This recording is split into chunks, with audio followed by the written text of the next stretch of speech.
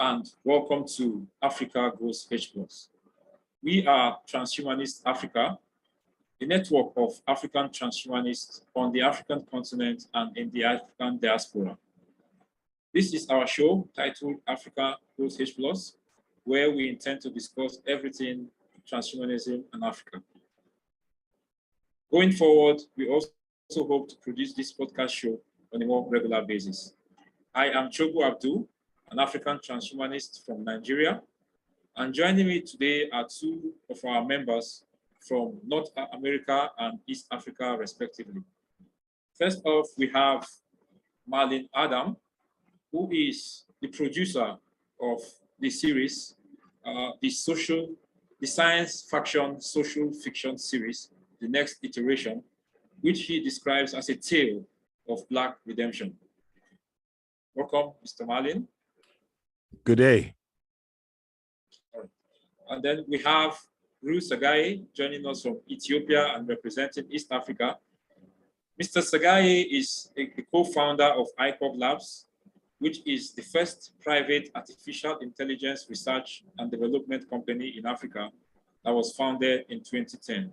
Mr. Sagaye, pleasure to have you. Pleasure to be here, Chego. All right.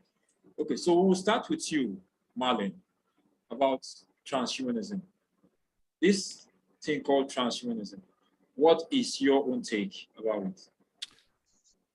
Yes, how you doing, fellas? This is thanks for the opportunity to come together and to bring us all into one space. I think it's pretty significant to have us, the diaspora, sort of opining about this really transformative technological human developments that is, as I say, happening right now. But I want to start with kind of recentering the definition of Afrofuturism, only because that's the term that people tend to use when they're talking about the future, and I even hesitate to talk about the future because I haven't really discerned a plausible projection of a future that any of us really want to see. But be that as it may, the term does have currency socially. So I want to focus on sort of recentering that definition and to focus on the enhancement of our competitiveness, right? And then I will kind of, as a way of kind of bringing people into what the mainstream transhumanists kind of how they define themselves. I'll talk about the three key vectors of practical transhumanism, and then I'll segue into the next iteration, which is my audiovisual series about a Black transhumanist that saves the world. Which in fact, quite frankly, is a philosophical turning point for Black folks, particularly. You know, the idea that we would be at the center of the future of of mankind runs counter to our focus on ending racism or ending classism and so on and so forth. So let me start with the term transhumanism, as it was once first coined by Julian Huxley, brother of Aldous Huxley, in the article New Bottles for New Wine, written back in 1957. But this definition was tied to his thoughts on social, political, and economic transformation. And that definition was expanded by the futurist New School for Social Research professor Ferdinand Esfandiari, who later changed his name, thank goodness, to FM 2030, and who considered transhumanism to simply be about transcending our biological limitations, right? Namely mortality, which comports closer to the definition of transhumanism that I learned from the book Radical Evolution, The Promise and Peril of Enhancing Our Mind and Body, written by Joel Guru back in 2005. Transhumanists believe that we can and should use technology to overcome the limitations of the brain and body. For example, transhumanists advocate using technology to radically increase our lifespan, intelligence, happiness, and virtue. They also advocate for human enhancement along three particular vectors, as they describe them. One vector is the cognitive enhancement vector. That uses pharmaceuticals, genetic therapies, and tissue engineering. Direct modification of the organic brain will allow human beings to increase our intelligence, expand our memory, sharpen our capacity for concentration, and eliminate cognitive and psychological disabilities. A second vector is through the cyborgization, the incorporation of devices like nanobots and computers into the body. Now, this trajectory may permit the augmentation of the senses with artificial hearing, sight superior to organic ears and eyes, the direct augmentation of cognition with brain prostheses, and connecting the brain wirelessly to the internet. These technologies will likely converge with the growth of the meta, or what they call the metaverse, the virtual world and augmented reality, blurring the divisions between what is virtual and what is real. Now that sounds crazy, but as you all probably remember, Facebook renamed itself Meta, partly as in anticipation of what I always like to use, the next iteration of our existence as human beings. And this is being envisioned and talked about as a sort of hybrid world, right? But so that brings me really to the state of transhumanism in America. When you listen to the definitions there, and they talk about the fundamental transformation of the human existence, how is that going to manifest itself? Well, in America, we have a highly advanced genetics, robotics, artificial intelligence, and nano processes research and development and product development industry. All right. We're also doing a lot of research that is starting to manifest itself on the communicating with the body's electrochemical matrix. And this is operable at different levels. Think about Elon Musk's Neuralink project. That's just one example. So what should African transhumanists look like? Well, the way I've conceived of it, it's been through this project that I've been working on for a number of years now. It's called The Next Iteration. I'm a producer in the film and television business. And I think about the world a lot through those mediums, because the medium is as ancient as we are human. It's a way of reflecting about who we are, what we can become. And this whole transhumanist reality has manifested itself for me and how we as Africans can benefit in this series, The Next Iteration. I want to read you a quick log line from the series. They're madly in love and want to make the world a better place with their human enhancement discoveries, but their government and corporate competitors would rather see David and Maggie Clark dead. A lot of drama there, but this is what we do in the business of audio-visual entertainment. But in that log line, it's jam-packed with the excitement of how this new transformative existence is going to play itself out. They're madly in love and want to make a world a better place. It's about a couple of people who are working in some very sophisticated agencies. Here in the United States, they call it the Defense Agency Research Project, DARPA. And they're doing all of the high-level what-if type research. And here you have two African-American researchers who have been ensconced in a very privileged world, who, for whatever reason, have decided that they need to make a broader contribution, particularly in the context of an advancing humanity that's going to exacerbate and make really unbridgeable the gap between the have and have-nots. They've decided to come out and make that knowledge available. And when you think about that, you start to think about the series, or not the series, but the movie called Hidden Figures. It was produced in the United States a couple of years back. And that film told the story of these exceptionally smart mathematicians who were Black and who were part of the first NASA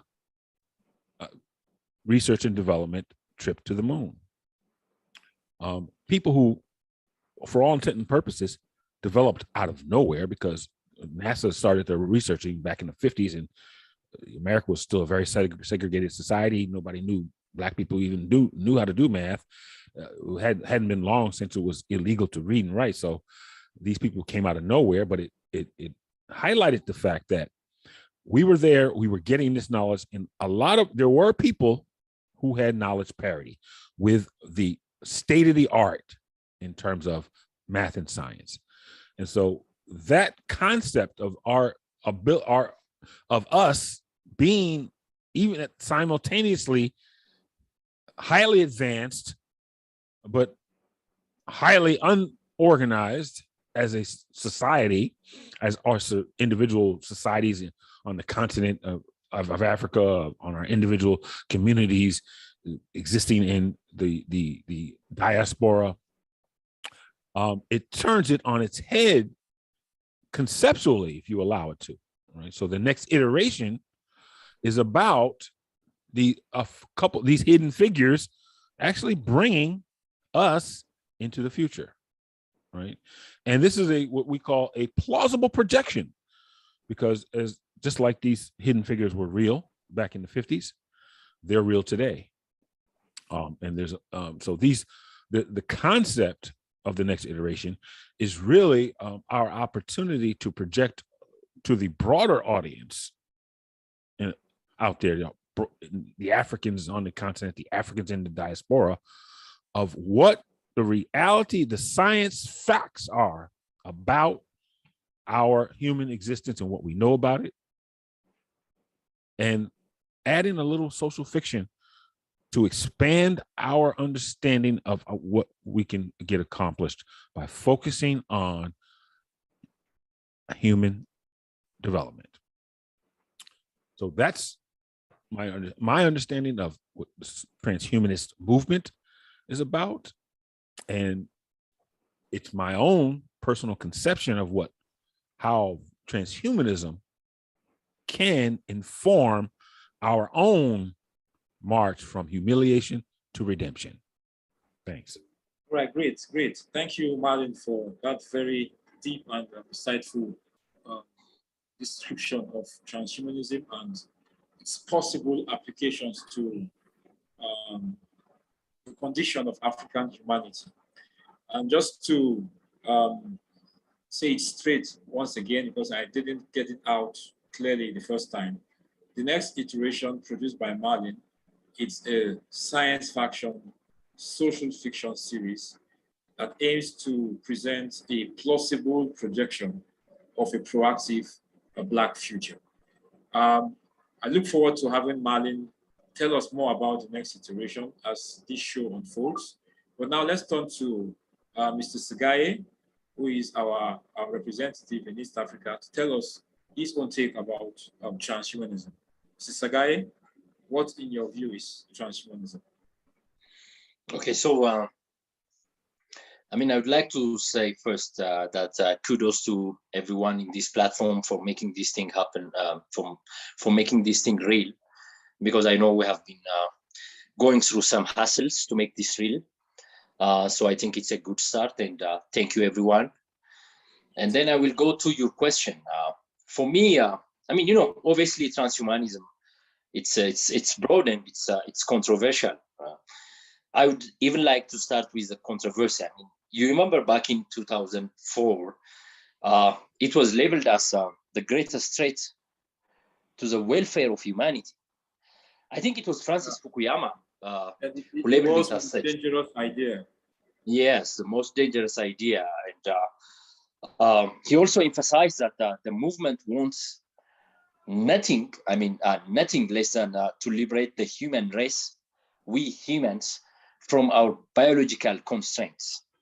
The good thing is, even within this controversial term, you can see some bits of transhumanist philosophies. But broadly speaking, for me, transhumanism is it's a philosophy and as well application of science, which seeks the continuation and acceleration of the evolution of intelligent life, in our case, humans. Well, I don't remember when I write this, but I think we humans were not fully intelligent. It's a funny thing, but yeah, it's a continuation of intelligent life form, and it emphasizes science and technology, and it aims to enhance our condition. In addition to the science aspects and the technology application, I also believe that transhumanism argues that we should apply reasoning, at least rational reasoning, and we should make technologies widely available for the rest of humanities. So these are the points I take from transhumanism, or I want these points to be integrated in the African transhumanist point of view. It's a movement that wants to accelerate the continuation of the human evolution. It's also a movement that wants to apply rational reasoning. It's also a movement that aims to, make technology widely available. These are my points, and these are the way I define transhumanism, and this should be the definition of an African transhumanism. And then, why do we need it? I mean, Africa, we have lots and lots of problems. At the same time, we have lots and lots of African philosophies. So do we need this transhumanism in Africa? Even I have been discussing with colleagues, university students and members of society in Addis Ababa, and most of them, they ask me that, is it another crazy old white dream? The white man, is it a dream of immortality or something like that? So the definition can be broad, but one thing I agree is that we need it in Africa, because the promise, it has a potential to improve the human condition. It's very optimistic, and it can be applied in the existing African conditions, so we can use it as a problem-solving tool. It could actually, help in solving the crisis in Africa. In addition to the resource problem, Africa. One best example could be, as Martin shared in his definition of transhumanism, it has a medical aspect.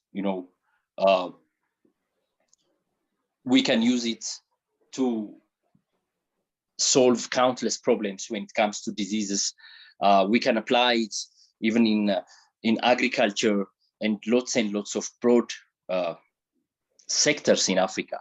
So your question, what is transhumanism for you, Herwi, is that it's a way to the future. It's a way to the future. Whether we accept it or whether we reject it, it doesn't matter. It's happening. It's happening elsewhere. And it's time for us, for Africans, to awaken and to grab this concept, to understand it. And then understanding it, after understanding it, we need to own it. We need to make it ours. We need to reshape it.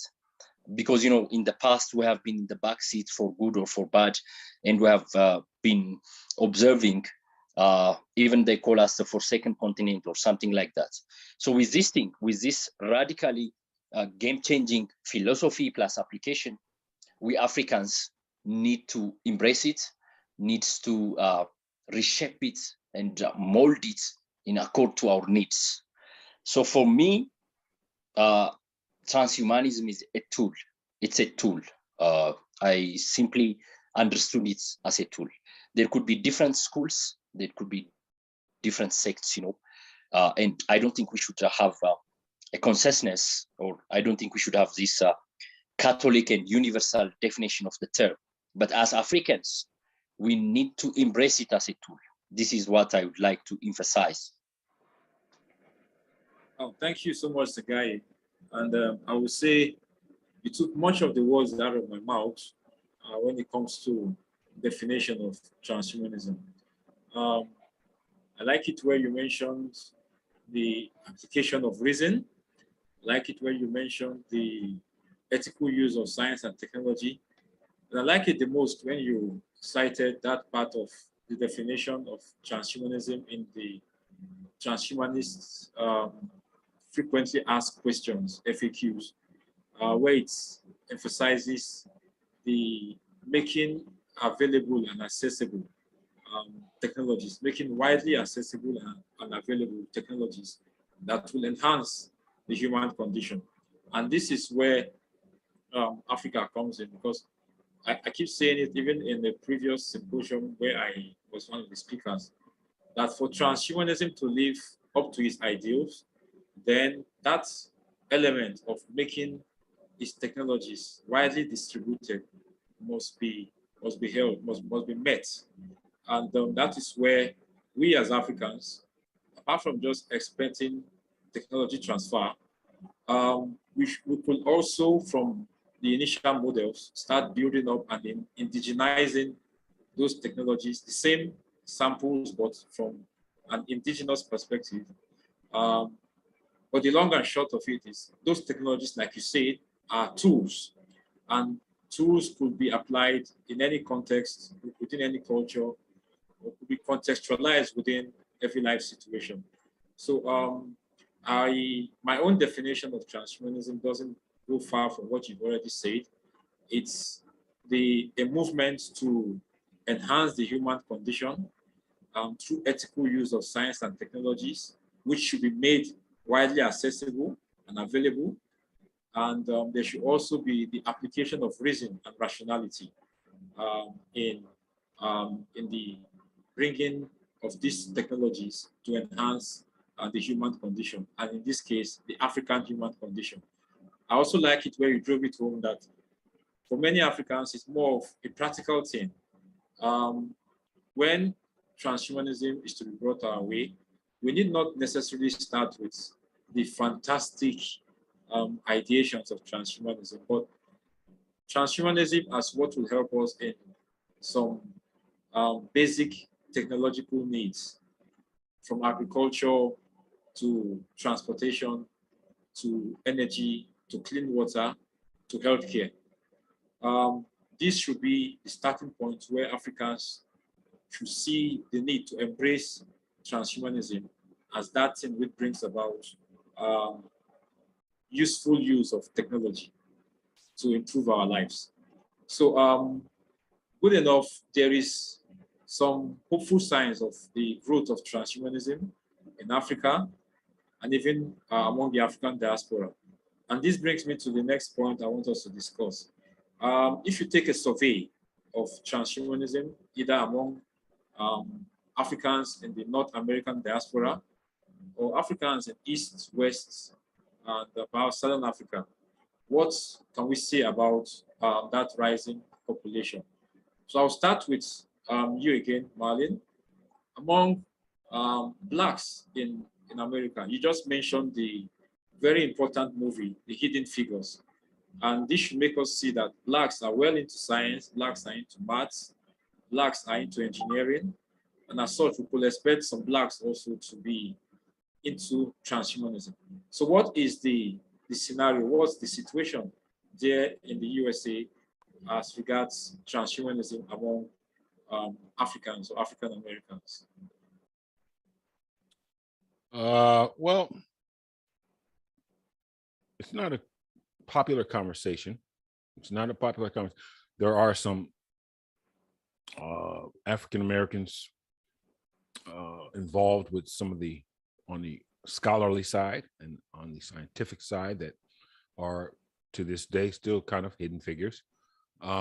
So, and I've had, for instance, I've had the website Transhumanism in New York City up since at least 2012, and there's been very little interest, some interest in the field, but I can tell you also, these are all anecdotals, but from the lack of real interest in the transhumanism in New York City, which is, for anybody interested in transhumanism, that term in New York City would have attracted quite a bit. It's attracted quite a few folks who, in general, the general transhumanist community, but it's, when they look at the site, they clearly see it's not a general, transhumanist community site. It's a site focused on us.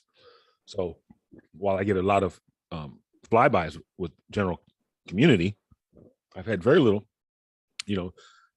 very little stickiness, if you will, from African Americans, Black people in America interested in the topic. So that's one set of anecdotal data. Has a little more grounding in sort of factuals, but the other one is some time ago, as I mentioned, I'm a producer, so I'm always perpetually in the hunt for money. So when I was in a more about 3-4 years ago, I'd say, and I was in a more intense look for search for cash, I had a lot of conversations with young Black creatives, Black angel investors, Black, just smart Black people in sciences as well, who were not familiar with transhumanism. They know about, they've heard about some of the top line stuff. They've heard the name Ray Kurzweil. They've heard, those kinds of things, but the concepts of transhumanism, and certainly no one had given any thought to what it could mean for us as a human development tool, right? And part of that reason is because, as I said earlier, our focus tends to be on sort of ending conditions, like the conditions of racism, conditions of classism. And what that does and does for particularly here in America, it's had us focused on, sort of outwardly focused, right? Transhumanism is about being inwardly focused. How do we improve our human condition, right? What we're capable of. And that's a discussion that has yet to be openly had in a larger context outside of academia here in America, but certainly not in public context. But in the Black communities here, it's a conversation that has not been had at all. Afrofuturism, as I mentioned, does not deal with transhumanism. Afrofuturism has everything to do with just the way it's coming out now. It has everything to do with trying to de-otherizing yourself. It has nothing to do with the reality, the science, the scientific realities of biopatches and elongation of the telomere chromosome and all of the other, fundamental research projects that we know is going on, that we know about, and we hope to actually expose here on the podcast in future episodes, to really get down to the nitty gritty of what is it that's going on, how are these technologies, who's behind them, and how are they being used, and what could be some of the implications for us, right? I think that's part of our responsibility to the podcast, is to get into that. It's not what we're doing as Africans, but it's what is happening in the field. And then we have to think about it as Africans, how, we address that. Okay, so as part of solutions to this, like you portray it, not so impressive popularity of transhumanism among African Americans or blacks. Um, do we think the approach of bridging further the works of African transhumanism in academia with the entertainment industry would be a good way to improve or increase popularity of transhumanism among blacks in the US? Because we do know that entertainment, it's one area where you have a lot of black participation. Yeah, well, that is, I mean, when you it's difficult to separate blacks in America from the mainstream, really, when it comes down to it. You know what I mean? Black folks in America do not have a conception of themselves outside of the mainstream. Our whole existence is dependent on being part of that mainstream, right? Black folks don't have we have no controls over any of the economic levers in America, none of them. When they talk about black billionaires, what they're talking about is what the elite financial class, what their interest is in these folks, how much connection we have to. So if Oprah is a billionaire, it's because she has contracts that put her value at $1 billion, right? And those contracts represent our connection to the mainstream, to white America, the white ruling class, because America is a racial oligarchy, essentially, you know. So when they talk about the black wealth, they're talking about what is the value of your connection to us? Because without that connection, there's not very, very much there. You know, there might be some cash, but as you guys know, cash is fungible and, you know, it loses value very quickly. Yeah, so, yeah. so we so my road to producing this series has been one, like as I said, mentioned earlier, you know, I've had discussion with creatives. In fact, one of the persons I had writing on the series in the beginning has actually got to Hollywood. She made it to Hollywood soon after working on this series. And, you know, she never really, you know, fully understood or could intuit, you know, what we were trying to do with this. You know, she understands transhumanism. Oh, and you know, she's into horror and sci-fi, you know, so she has that understanding of it. But from a philosophical standpoint, she's not there. From a human development standpoint, she's not there. From a black nationalist perspective, she's certainly not there, because that's not her world, right? So she has not given any thought to it as an empowerment tool for our future, right? Our future in the minds of, and you only use her as an example of when you talk about in Black American entertainment industry, our future is what they tell us our future is, right? What our future is tied, right, to white America. That's our future. There is no concept of Black future without a white America. No, you will find that nowhere in anything that comes out of Hollywood, anything that comes out of Black independents that live in America out of Hollywood. Nothing. The next iteration is the only thing that, as I call, a plausible projection of a future that we can have ourselves and set out on a path of our own. It's not even, when you say on your own, it's not even on your own, because the transhumanist community and the scientific community, you know, the discoveries and the interactions are all faceless. I mean, not faceless, but it's not about race in those contexts and those people, right? It is and it isn't. But because when you're in those worlds, you know, you're really about the science, and the science is what it is. You know, you're in space, you're not worried about who's black or white. You're worried about somebody who can help you get back from an extra vehicular whatever they call it, sense, EVAs they call them when they step outside the capsule. But the point is that it's the black and white thing comes in, where how do we handle our trajectory in all of this? And if we're not thinking about that, who is? Because we don't need any more evidence in the world to know that if we're not thinking about this, we will be left behind, right? As a people. Now, the general population, they connect to the mainstream. So they're not being left behind. Although they're being left behind and not part of the discussion, they have hitched, their wagons are indelibly linked to the mainstream. They're fine with that, right? The poor white folks in America are fine with what the rich white people are doing, and they will follow them every time. So they are spoken for.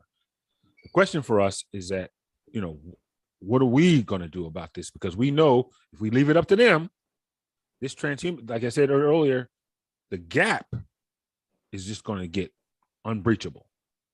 All right, Marlon, if you could just hold on to that thought.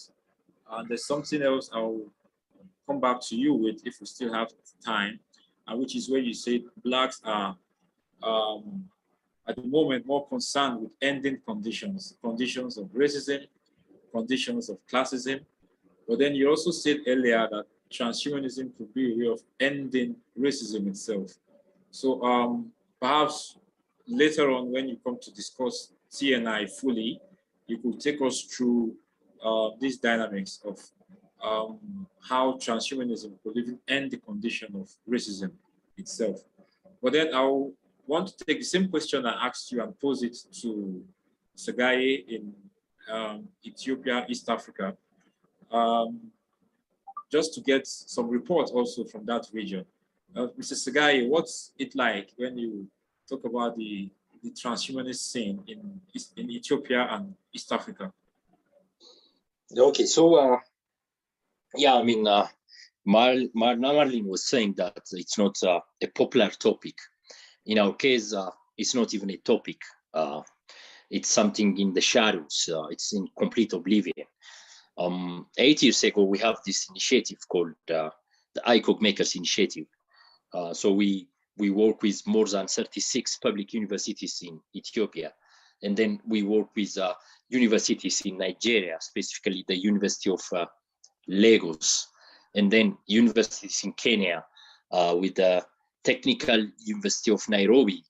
And then we had this annual conference with students where we address emerging technologies. And under those conversations, we have this section for the philosophy of transhumanism, the technology of transhumanism, and what the future will impose in Africa. And then the surprising thing is that even the academic society in this, I mean, in our perspective, for example, in Ethiopia, they are not aware of this movement, this philosophy, and the underlying radical changes which we are going to face in a very short time. So we got scared, and then we tried to organize these regular conversations. At least we wanted to test the university students because, you know, relatively speaking, we assume that this part of the community will understand the topic, and then they will be interested in the topic. So from those conversations, what I have observed is that, you know, the first thing is we tend to know into what possibilities and what dangers they have. So the conversations in Ethiopia and the community, the tech community in Ethiopia, tend to towards this concept that what are the dangers? How are we going to overcome the inequality problem? Plus, the term trans, you know, by itself, it shows that there will be humans and probably there will be post-humans, you know. So right now, with the human era, we have this I don't know whether I'm going to be controversial here, but let's use the term tyrants. I mean, for Ethiopians and for Africans, we tend to think that the white world, it's a tyrant because, you know, the history, the colonization history, the slavery history, currently the indirect colonization, because, you know, for Ethiopia, we had never been colonized. So we are now suffering the indirect colonization and things like that. So the conversations, when every time they pop up, like I said, they're not strictly academic conversations, but when every time they pop up, the question they pose is that what will happen in the post-human era? Are we going to be dominated by these post-humans? Who will have the access to this kind of enhancements, to this kind of technologies? Will it be open to the rest of the world? Even some of the conversations tend to be like, can we even purchase it? I mean, if we can afford it, can we pay for it? Is it open for the market, or is it going to be just for some elite groups who are going to dictate the fate of the world as an immortal race or something like that? On the plus side, I have seen very young enthusiasts being engaged in this conversation. They want to take it to the grassroots because, you know, when every time we're speaking about movements and philosophies, the best approach is to make it grassroots so that the society can embrace it. And then instead of being a pull, it will be a push. Am I right on the term? I mean, by pull, I mean something outside of Ethiopia, something outside of Africa. But by push, I mean within Africa, within Ethiopia. So these individuals, they try to implement these thoughts here and there. But, you know, it's a little bit challenging when it comes to trickling down the concepts, the philosophies, and the implementation methods within transhumanism. I think you will address these topics because you will be very familiar. For example, for societies like Ethiopia, religious beliefs are very important. How can we find a way where we are going to implement the transhumanist thoughts while we are still okay with the fundamental religious concepts of the nature of humans? What are humans? Another thing I have seen in Ethiopia is that is it too good to be true? Because, you know, we are dealing basic necessities, like we are trying to create a sustainable economics which can provide food, which can provide infrastructure, you know, the basic necessities. So when every time these conversations pop up, the other question is that should we think about this right now while we're dealing with such kind of medieval era problems? It's about priority. The conversations tend towards the priority question. Is it the time for us? But like I said, there are a couple of, I mean, 6 years ago, I published an article on a magazine called Zoma. I'm not sure if they're running now. It's an English magazine. And I addressed this issue, and then I capitalized on the fact that for as long as the dawn of history, days was a great equalizer. Because, you know, this is a problem of inequality. Martin has also addressed a couple of issues like the race issue, things like that. No matter what, days used to be the great equalizer, Chigo. I mean, after all, we all die, and that's what makes us equal. So in this article, I said, oh, people, now the great equalizer will no longer be the great equalizer. Some people might afford, you know, to pass this. That was a very controversial article. I remember I was labeled as Illuminati, which was a very funny thing for me.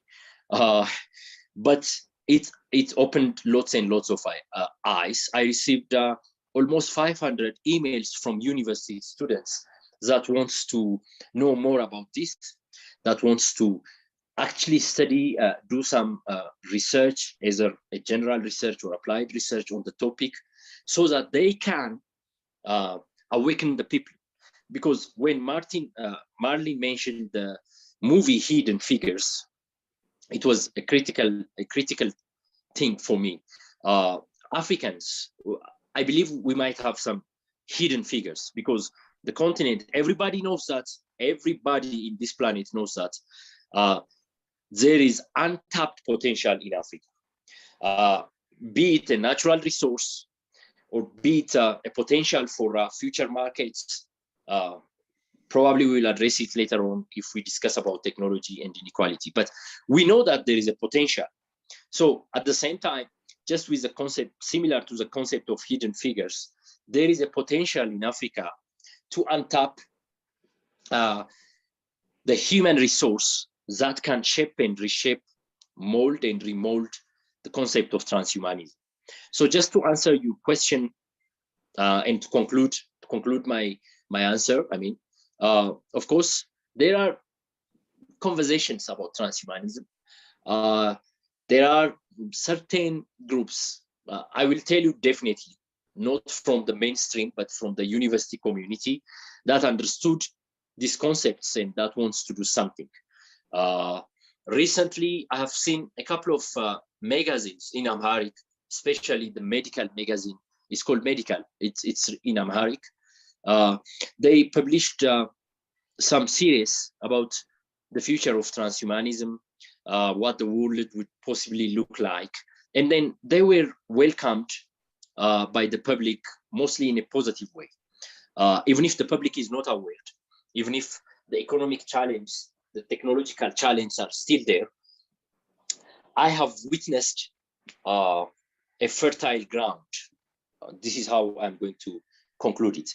There is a fertile ground that wants to engage in these conversations. Okay, thank you, Hiri, for concluding on that rather encouraging note. I like the phrase you used there, or the description of the fertile ground.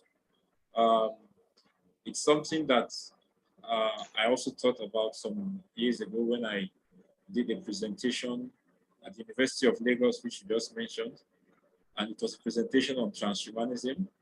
And afterwards, in my report, which I wrote to the United States Transhumanist Party, I used that same imagery of fertile ground.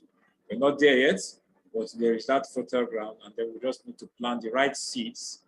Yes. Hopefully, it will grow. Also, let me say I am the one who will bring more encouraging reports relative to the reports of both of you gentlemen in terms of the scene, the transhumanist scene here in Nigeria and somehow across West Africa. It's a matter of curiosity to me how in recent years transhumanism is really becoming a thing here in Nigeria, especially. Some years ago, I and 5 friends founded the group Enlightenment Transhumanist Forum of Nigeria, with the 6 of us, and we got it registered with the Corporate Affairs Commission of Nigeria. So we exist as a registered group, and we've been able to put together not so impressively, but we've been able to put together about 3 events so far. And over time, in the university where I lecture, somehow, maybe by virtue of my being there, but I noticed over the years, several students have been coming up with topics, project topics around the theme of transhumanism, either for or against. Some write in support of transhumanism, others write against it. But the good thing is people are discussing it. It's better than it being ignored totally. Also, there's at the organizational level, because in academia, I can say from my university and the University of Lagos, and especially the University of Calabar, there's this movement that's emerged called the Conversational School of Philosophy. Although many of the leaders of that academic circle are now in South Africa, lecturing either in the University of Pretoria or in Johannesburg or KwaZulu-Natal. And even there, they continue the society, the works of the society, which I say is Conversational School of Philosophy. And once in a while, the conferences they organize involve transhumanist teams also. We've also had the likes of Dr. Kazim Fayemi from the University of Lagos, who has been writing good articles about transhumanism from an African and especially a Yoruba perspective, which I believe is the ethnic group it comes from. So from the academic side, there is some encouraging developments concerning transhumanism. At the organizational level, I mentioned our Transhumanist Forum, but then there's also this very hardworking and resourceful group called the Transdisciplinary Agora for Future Discussions, in short, TAFTS, TAFFDS. And the group tackles a lot of futurist issues, and they organize several programs ranging from conferences to magazine and journal publications. And there's even a huge summit that the group is currently working on. Transhumanism is also one of the interests of that group. And I tell you, within the space of 4 years, that group, starting from some young Nigerian founders, of whom I'm proud to be friends with, the group has really done a lot for itself, and it still has a lot of potential to do more.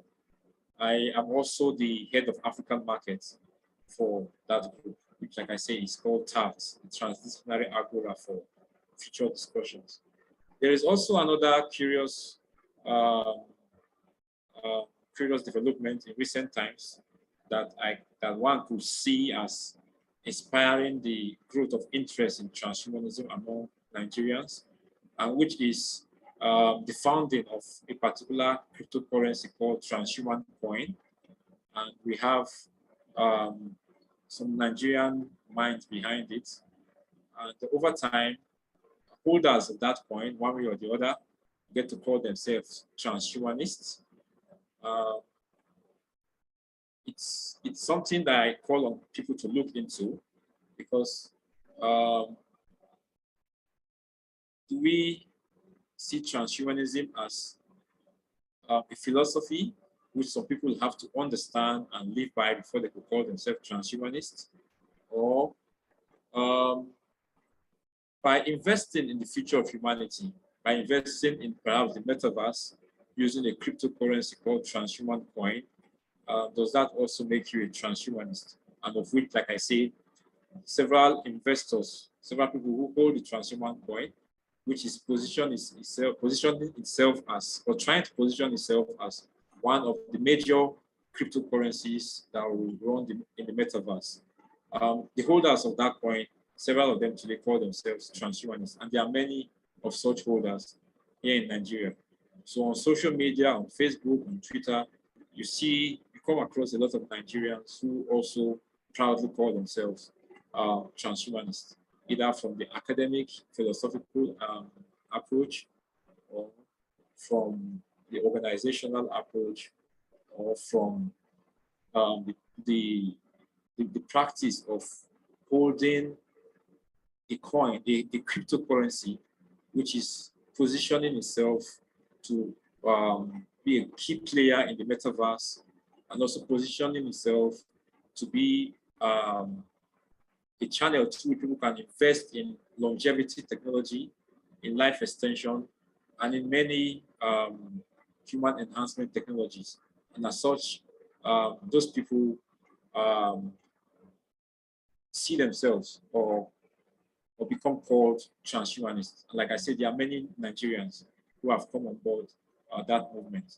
So here in Nigeria, from different approaches, we are seeing more and more people calling themselves transhumanists. We also have those who are interested in the movement to oppose it. All right. So some write-ups we've seen so far are written from the perspective of opposition. But like I say, it's better when you have the supporters and the detractors, because it keeps the conversation going. And to me, this is a conversation whose time has come. It's no longer ignored. Yeah, we still have a lot of people out there who haven't even heard about it. But within a circle of academia, within a circle of people who are into NGOs, within a circle of people who organize events, and people who are also into cryptocurrency, there's that awareness of transhumanism among Nigerians. And then further afield into West Africa, I have a friend, his name is Toba. I find it hard pronouncing his name, but he's from Togo, and he represents the Association of French Transhumanists within French West Africa. And he has a report of a conference that was held sometime last year within Francophone African Academia, and it's dwelt on the subject of transhumanism also. So we're not there yet, but it's not really a ground zero kind of thing. It's not really a totally ignored or unknown of subject here in Nigeria and a little bit into West Africa. So, and I also agree that if the fertile ground is there, all we need to do is to plant the right seeds. When we come to other parts of this our discussion, perhaps we also look at what those right seeds could be. To me, it could even be arguing that the use of tools, if we go back in history, back to the Olduvai Globe, back to the East African Rift Valley, history tells us that Homo sapiens started using hand axe or started using tools here in Africa. And the tools will always evolve. And as our tools evolve, so also do we. So Africans should not be scared of using modern tools, because we've always used tools and we shouldn't expect those tools to remain the way they were in the past. All right, so these are the new tools we have now, and we should be flexible enough or dynamic enough to come on board the use of new tools that are available. So that's my own report about transhumanism here in Nigeria and a little bit into West Africa. Yeah, but I think one thing we want to establish through our discussion this episode is if it is possible to have an African version of transhumanism, what should it look like? And at this point, I want to take the question back to my panelists again. Starting from you, Marlon, what should an African transhumanism look like?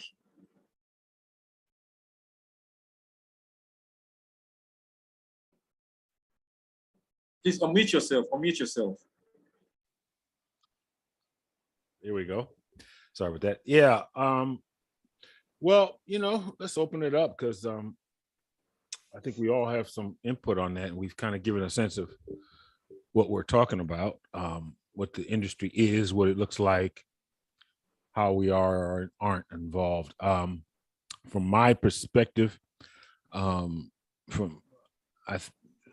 see it as in terms of our focus on transhumanism should be on what's real, and what's real and how it can benefit the goal of increasing our human competitiveness, because fundamentally it comes down to our human competitiveness.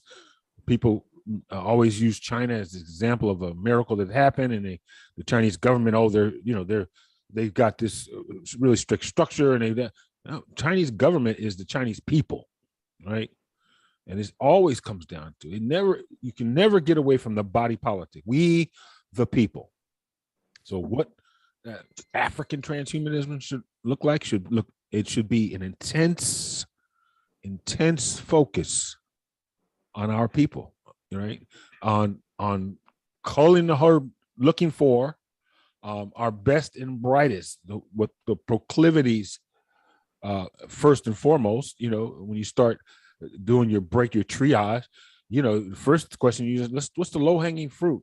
The people who enjoy spatial recognition exercises, people who enjoy computation exercises, who people who have photographic memories. There's just a lot of work that we can be focused on, very people orientated, scientifically focused on our people, and so that we can leapfrog a lot of what's going on. And we only can do that with our best and brightest, impacting and mentoring and bringing into the fold, into that kind of thinking, our best and brightest. So yeah, this is a real right now kind of thing. All right, great. Rui, Mr. Sagaye, same question to you. What should an African transhumanism look like?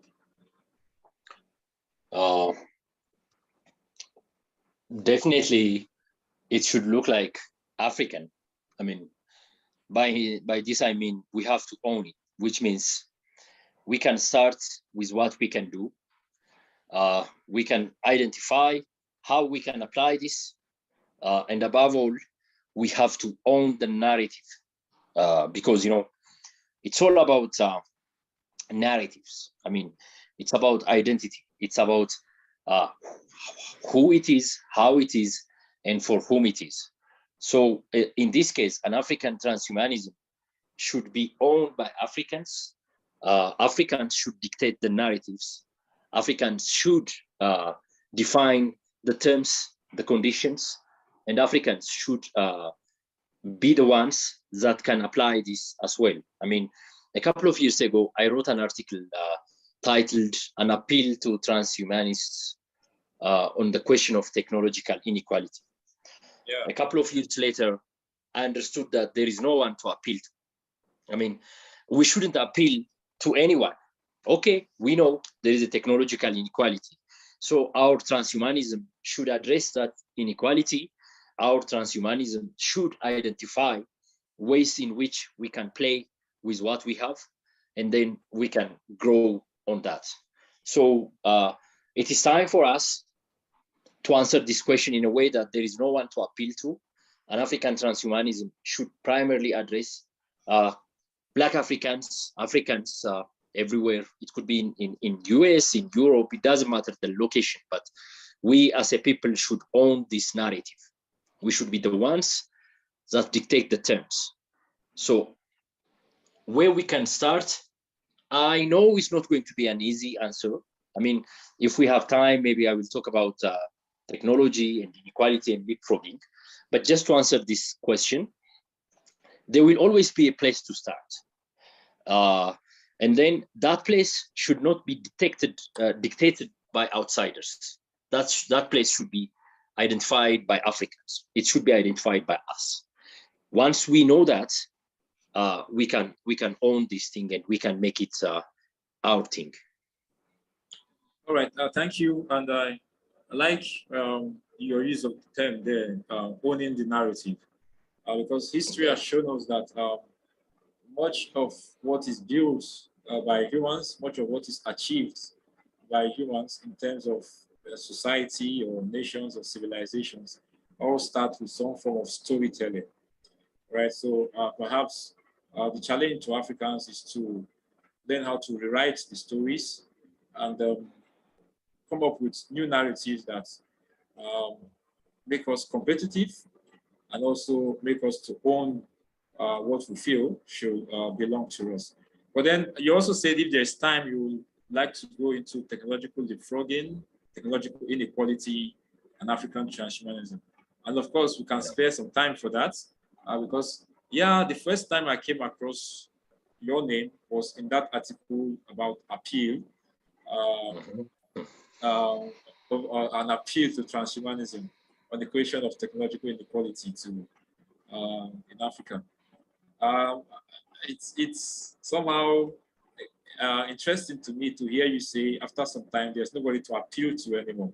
So just talk us through these issues. First of technological inequality,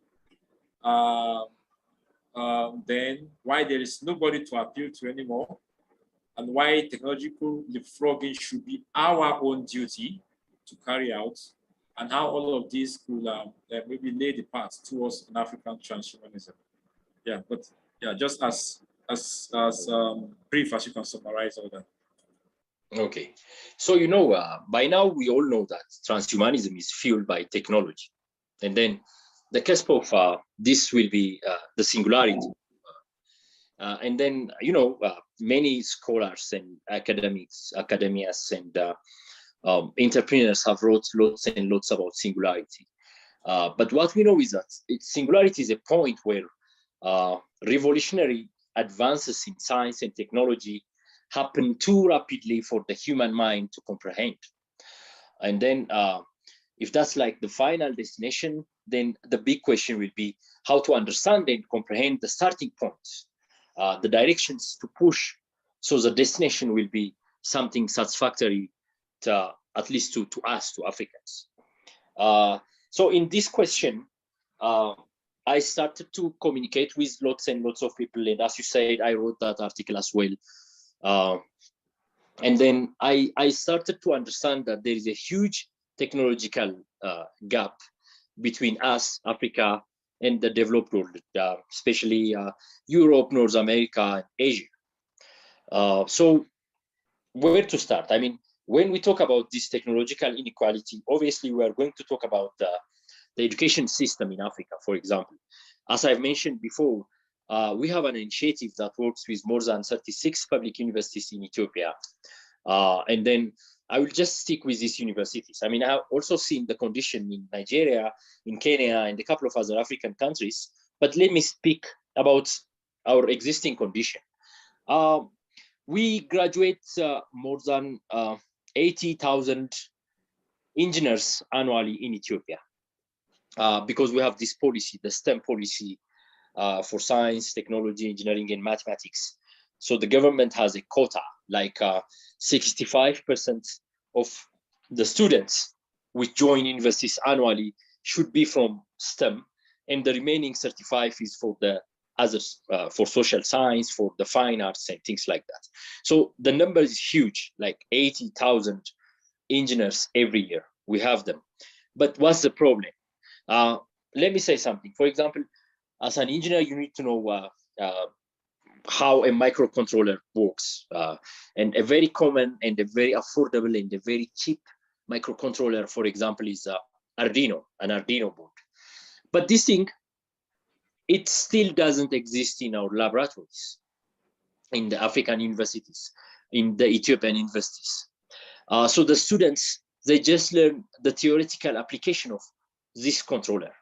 Same is true for actuators, for example, servo motor. Well, servo motor, I think it's $1 or something like that. You can even afford to buy a container of such kind of motors, such kind of actuators. But the thing is, our universities, they're a little bit outdated when it comes to the curricula, how it is designed. There is little room for practice-based education. So these things, they make us even more backward. They will widen the gap because, I hope that the future lies with the young generation. And the thing that shapes this young generation is our education system. I know there are like some controversies when it comes to the future of education by itself. I mean, education is going to be disturbed. Now we no longer need these mainstream schools, things like that. But still, we need a quality source of knowledge, whether it's an online, a MOOC course, whatever. You don't need to go to the university, I know, but still you need a quality content, so you can understand what's happening around the world. At the same time, you need to get your hands dirty. You need to practice whatever it is, whether it is a hardware, whether it's software, you need to practice. So when I am talking about technological inequality, the obvious thing is that what type of technology is being applied in the industrialization and in the service sector of the developed world versus Africa. Well, this is the obvious thing, and we know there is a huge gap. So I'm not going to talk about that inequality. I will talk about the underlying factors for that inequality. I mean, our education system needs to be improved. It needs a radical change so we can address this technological inequality, because technological inequality doesn't necessarily mean money, money, money. That is the obvious factor. We know it. We don't have the money, but we need to have the knowledge. I mean, once we have that, we can gap this inequality. On the plus side, for example, Africa's economic awakening is being recognized by everybody in the West. I mean, the numbers, they will even scare you. Starting from 2030 to, I mean, no, not 2030, starting from 2005 to 2015, for 10 years, for a decade, the continent has recorded a steady 6% economic growth. During this time, only China was growing as fast as with this rate. And then recently, I mean, starting from 2020 to 2022, which the world has seen the worst recession, due to the COVID, due to the inflation, lots of factors. But the continent, Africa, has recorded a healthy pace of 3.8 growth on average. So you see, the continent is growing. The continent is transforming. So then the one thing that is missing is the tool that will shape this growth into globally competitive market. And this tool is technology. And then when we talk about the technology, obviously we are going to address the leapfrogging, how we can leapfrog.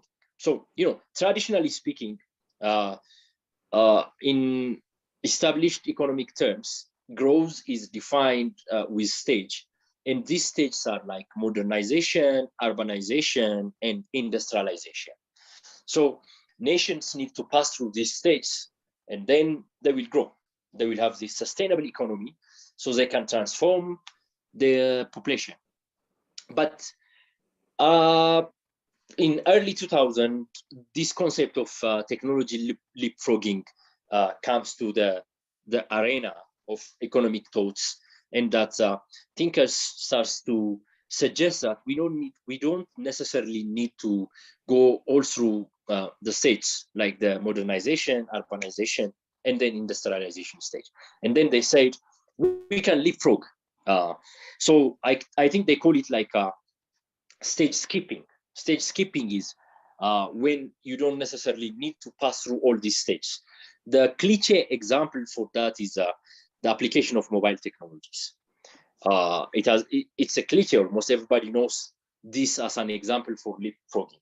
But at the same time, we need to also address the path creating opportunity.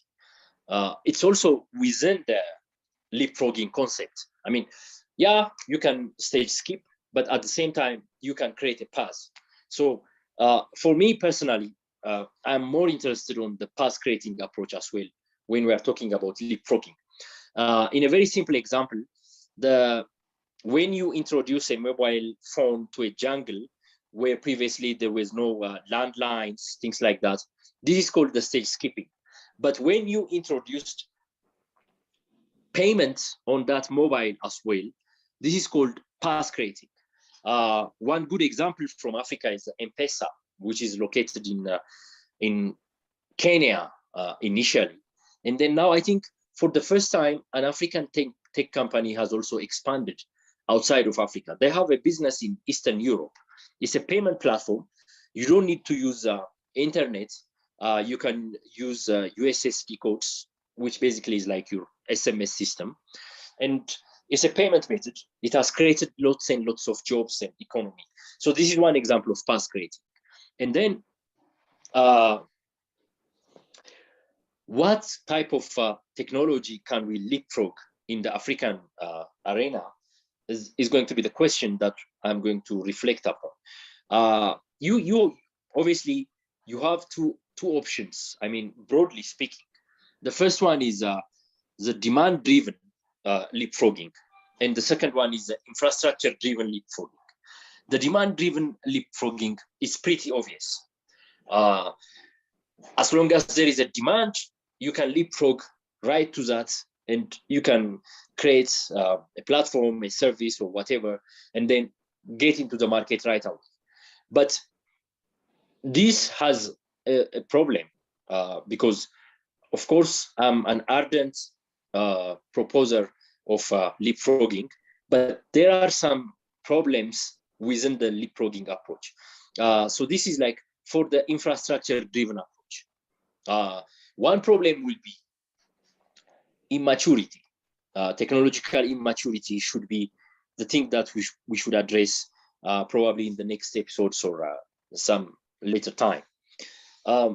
When we're talking about leapfrogging and demand-driven leapfrogging, we're just saying that, okay, there is a solution, there is a problem, and then let's create a solution and everybody will be happy. But don't forget, the process matters. In the first place, it's about the discipline.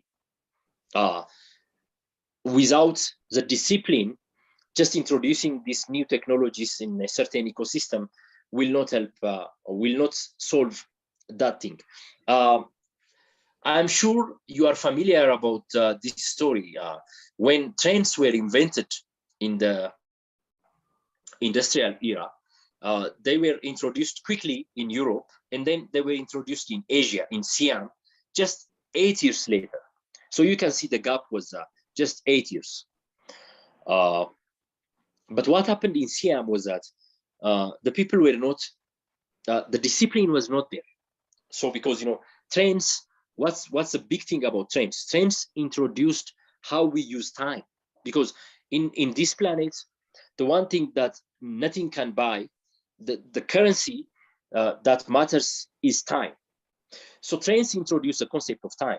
Before trains, for example, you can go to a workshop, a shoe repair workshop, and you can just give your shoe, and the technician will tell you, come later. He will not say at this day, at this time. You will then visit the shop and ask, is this done? And he will say, oh, I didn't do it. I will do it later on, something like that. But when the train comes, let's say you are a merchant, you know at what time the train starts. So you need to have your product exactly at least 2 or 3 hours before that, so you can go to the train station. At the same time, because of the train, the train introduces markets that starts on queue, on a specific time, which means merchants use trains, will reach on market on time. They will have broad access to consumers and things like that. So this thing in Siam was not observed. What happened in Siam was that the royalties, the families of the kings and the queens, when every time they want to use the train, they will tell to the train station that they're coming, which means the train has to wait for them. So the train starts to be late.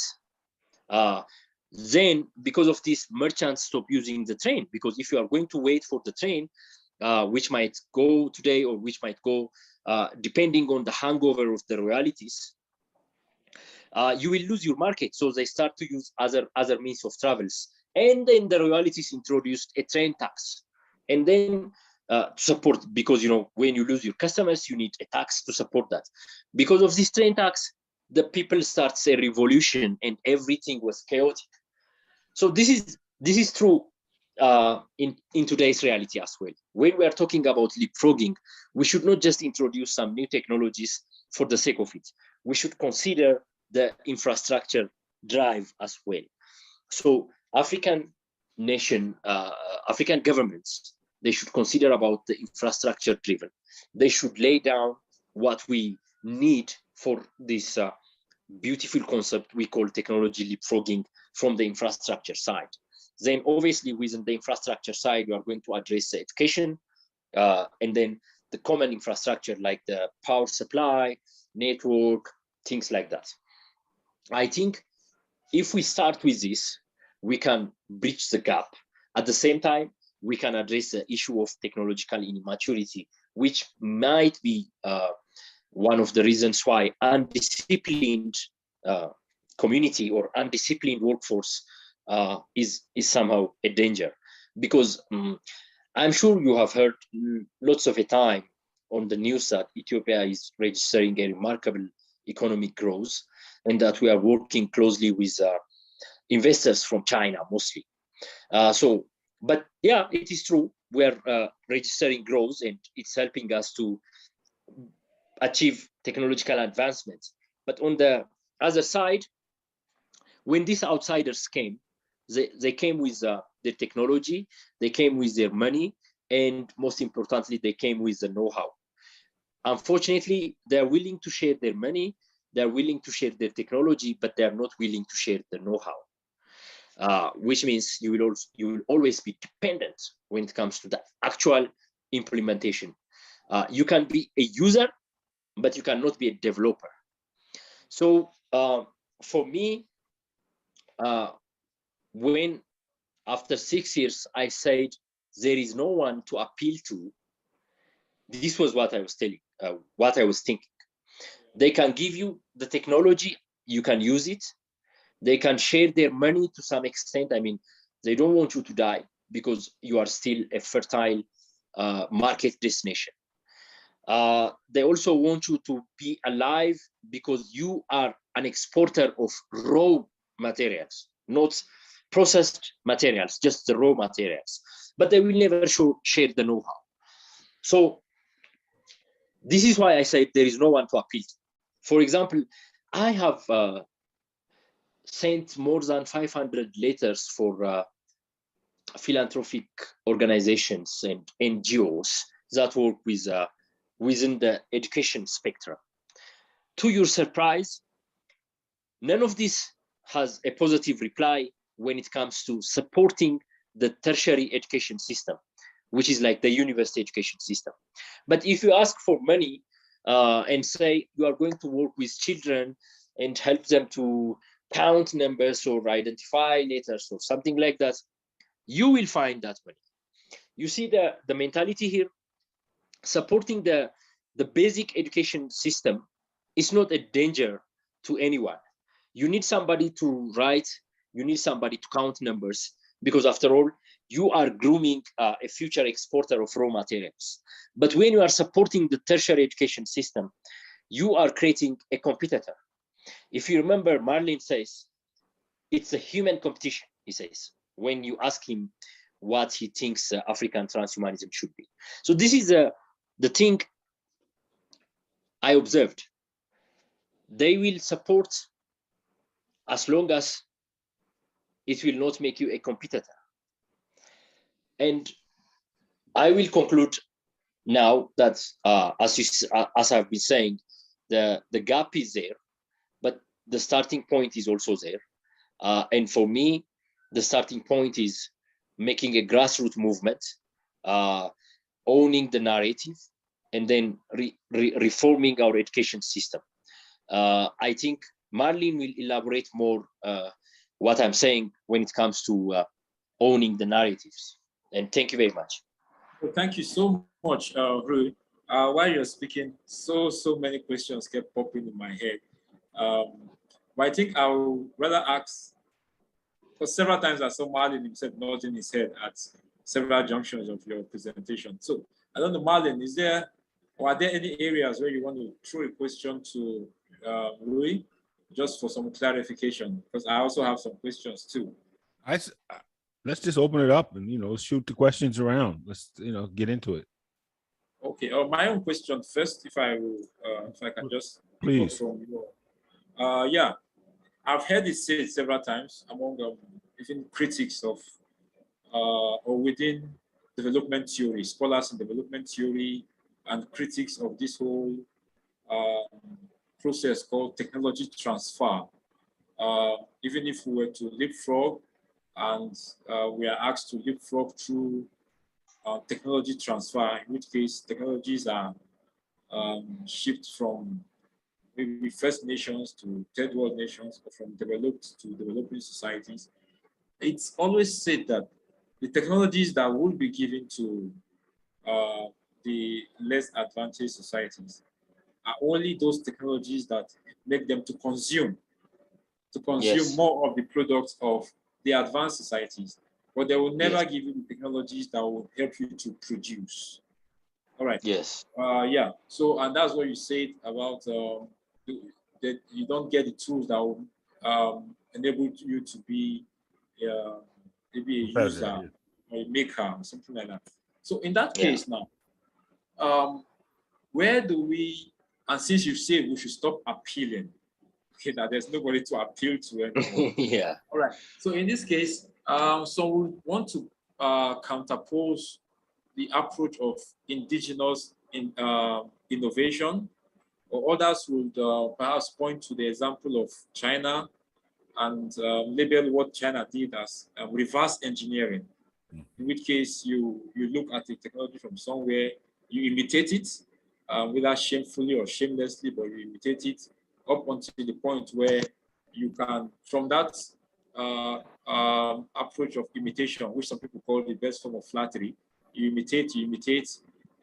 Initially, you produce inferior versions of what you're imitating, but so long as you keep at it over time, you start producing more superior quality goods, and even the ones that can compete. So if we are to break free from the model of technological transfer, which is not taking us anywhere, what do we use as the alternative for leapfrogging? Is it indigenous innovation, of which we are maybe starting from the scratch, from the ground up, or we do reverse engineering where we imitate until we can also get it right and at a competitive level? Which model do you or would you suggest for Africa? I mean, yeah, we can go with the hybrid. We can still reverse engineer and have some from the ground, from the scratch. But for this thing to work, what I will suggest is we need to capitalize on the absorptive capacity. So the absorptive capacity is like, how do we absorb this new concept, science, technology, and the related issues? If you remember my long example about the train, it was all about the absorptive capacities. How do we absorb this? If we can absorb it in the right way, we can have our indigenous technology, or we can go with the reverse engineering. It doesn't matter as long as the absorptive capacity is there.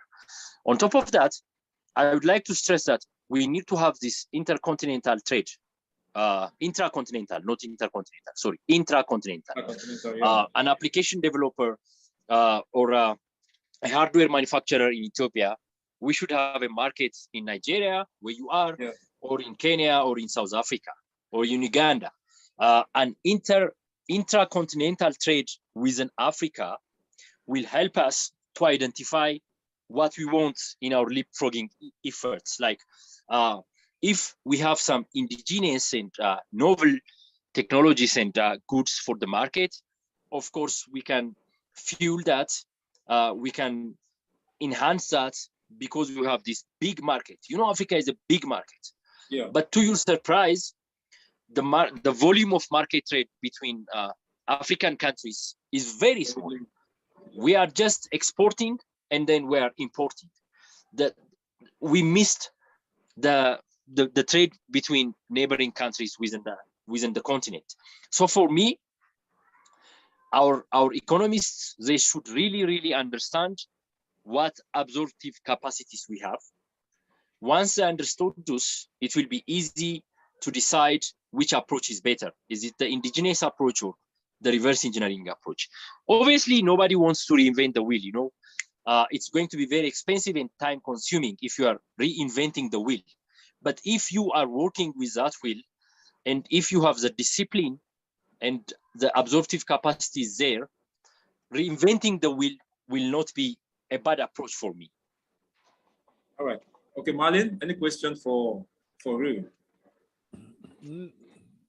Well, not really a question, just kind of a riff on what you guys are talking about.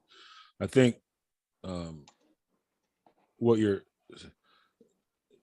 it's the operational, mechanics of getting there is what you're discussing, really.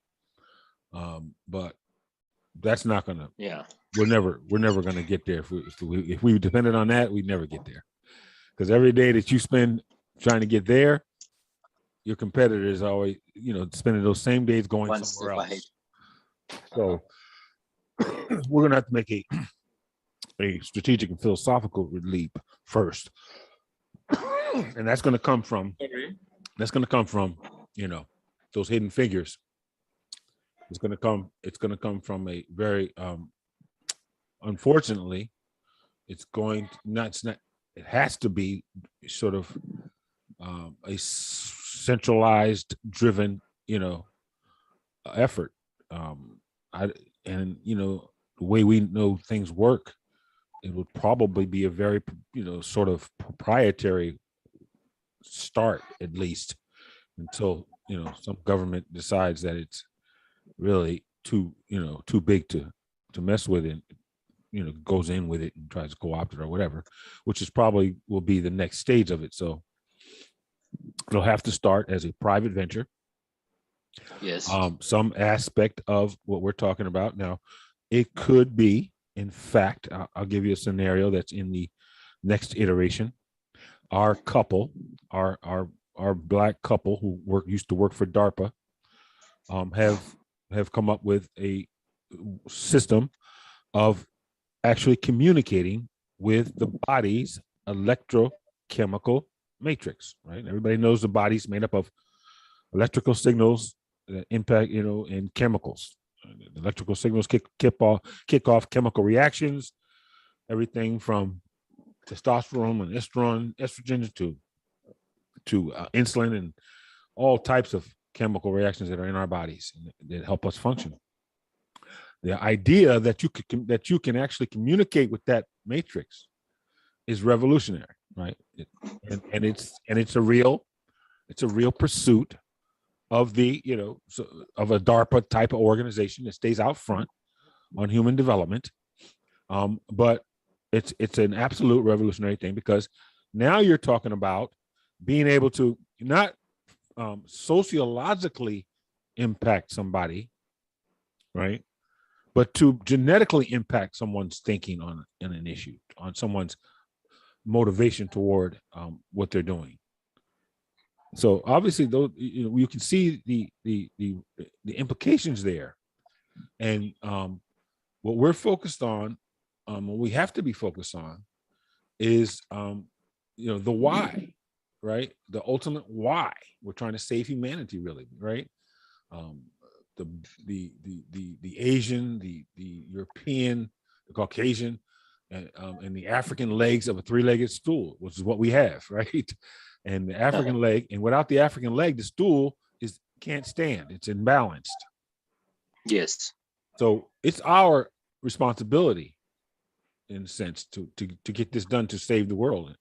And that's the premise of the next iteration. But that's also, as I see, the why of why African transhumanism makes sense. The why these hidden figures would step forward and be part of a dynamic, really determined effort to leapfrog into the future, with some very specific efforts, that are happening without permission, without compromise, but in league with and interdependent with, a lot of other efforts like this. Because as you and I know, as we all know here at this table, the biohacking world, right? This transhumanism thing, we're talking about people putting, Elon Musk was talking about the neural link, where they're actually surgically doing all these things. There are people right now doing it themselves. Yeah. So I mean, I I completely agree with you. In fact, you added one spear for my leapfrogging approach. An equal emphasis to the why is necessary as to the how, as you said it. And for me, your program, like the next iteration, it's one of the best examples for me, because owning the narrative will help us to understand the why. If we own the narrative, we understand the why, and these whys will lead us to the how. So thank you for completing the leapfrogging theory for me, Marley. All right, great. And I think that's a right way to just segue into bringing Marlin's discussion full circle in telling us about the next iteration. Because from what I get, perhaps what is some of the things missing might be a conceptual revolution, or the need for a vision that will inspire our hidden figures to step forward, and join in this movement to make this technological revolution something of the grassroots of the masses. So please, Marlon, at this point, lay it out for us and for whoever come across this episode. What is the next iteration, and why is it relevant to the narrative of an African transhumanism? Yeah, well, I think this is how human beings go forward. It's a conceptual thing. We are conceptual people. People are conceptual. If you can think it, you can realize it. A lot of so this is, you see that throughout history of all the great discoveries and people, and who knows where all that comes from and how these individuals get on to the notion of electromagnetic, forces surround the earth, and that, and from there, you end up with GPS, right? Global positioning satellites. That is the human capacity for understanding and innovation. And I think that we as a people, Black people throughout, whose origins, who the Black people who emerged out of Africa and who are there now and who are throughout the diaspora, still have that same capacity, right? And we, in the next iteration, is about sort of unleashing, awakening that capacity, right? Really just positing the simple vision of a future that everybody would probably look at and say, yeah, that's a future I want to see.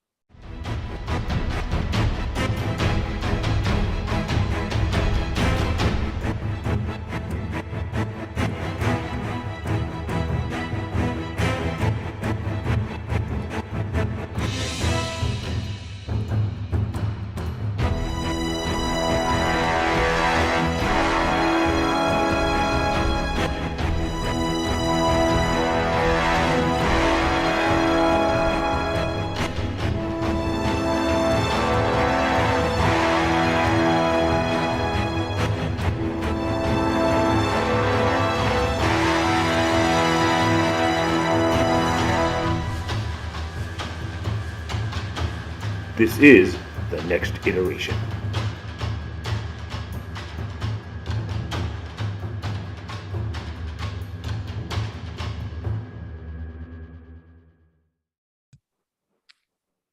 The kind of enlightenment-based thinking, right?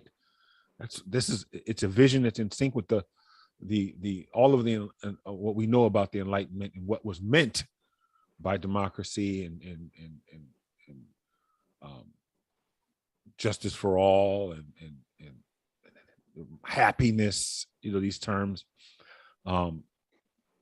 This is the next iteration, is our guiding light, not so much a guiding light, like I said, because I think these thoughts are laying dormant in a lot of our population. When you look at what comes out of Hollywood, you understand how those thoughts are being translated by the money that responsible for it in some ways. but the next iteration is an unadulterated vision, a progressive vision of the world we want to see.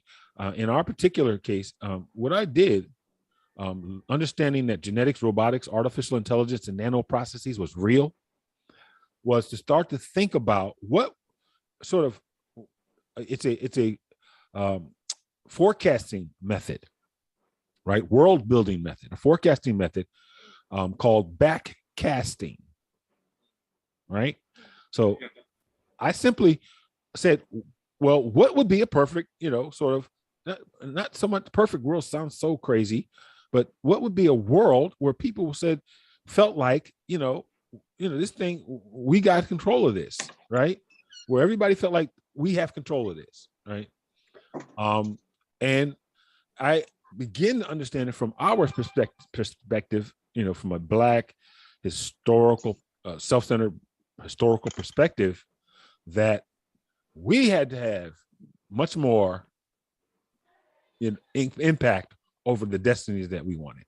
And that if we could feel like we're taking control of those things, that this world would be a more balanced place. And that then the rough and tumble of competition would be a relatively, sort of balanced affair.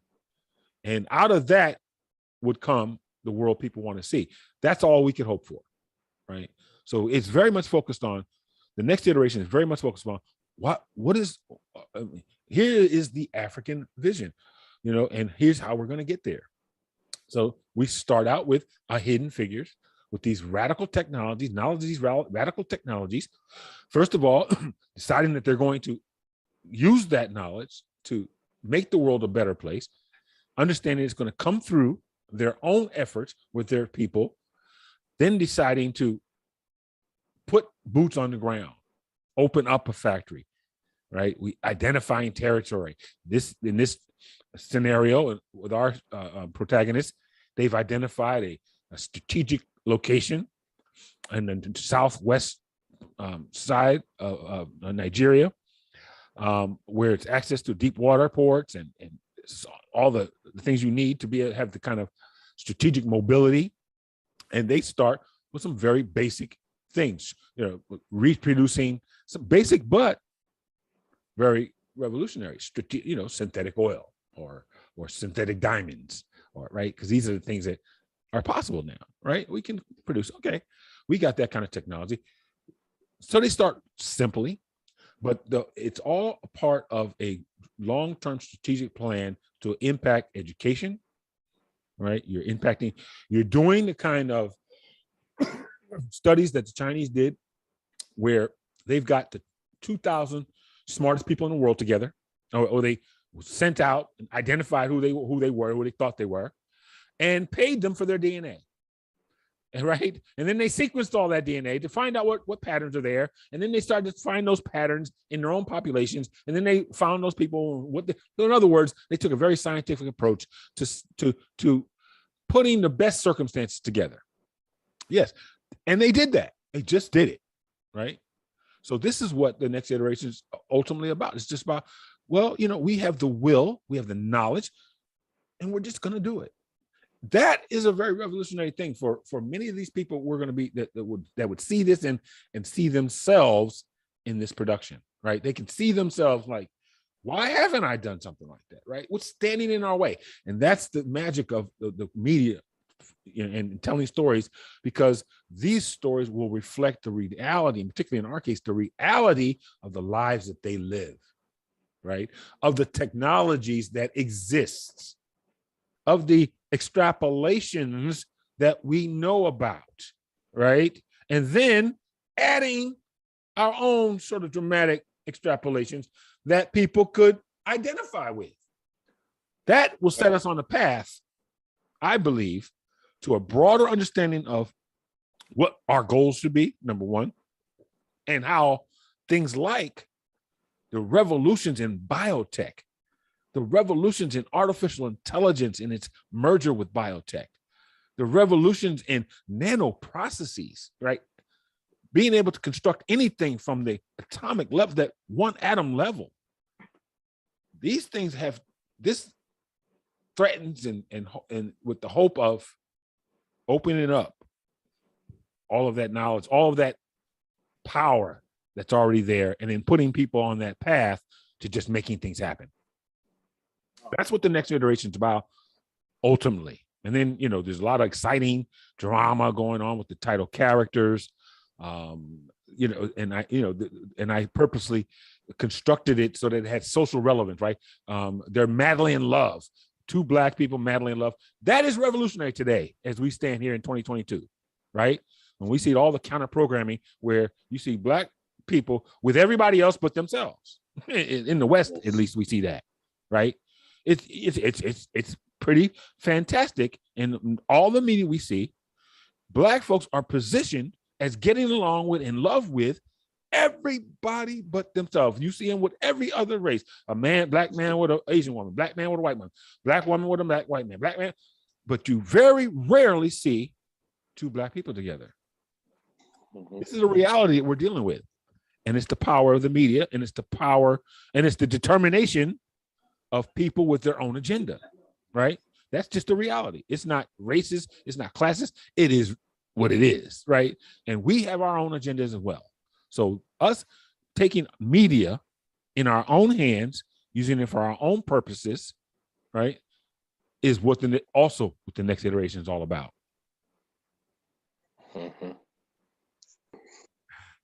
Right. All right, great. Malim, there are several places I want to key into your presentation. I don't even know where to start. First, I thank you a lot for bringing it to our consciousness that one fundamental thing needed for this technological revolution is even a conceptual revolution. We need that shift in our mindsets. We need that shift even in our cultural institutions. And it's something that I have also given much thought to.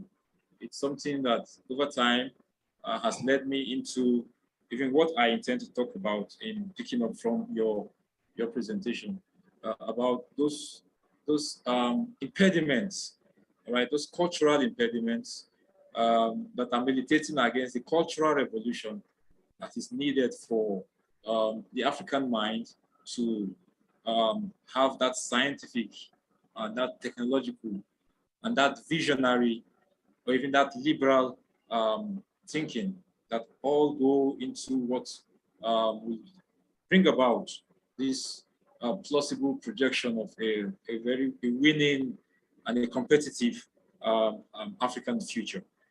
So as such, I want to go straight into it to present what I feel are those impediments against the cultural movement, the Enlightenment type cultural movement that we need here in Africa or among Africans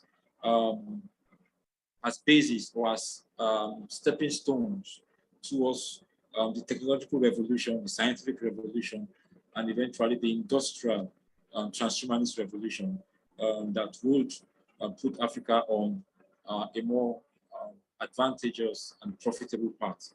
So to do this, I'll be relying heavily on an African philosopher who passed recently of great renown, known as Kwasi Wiredu. He's from Ghana, but he lectured in many universities in the West, and over time he also channeled his energies into developing what an African philosophy should look like.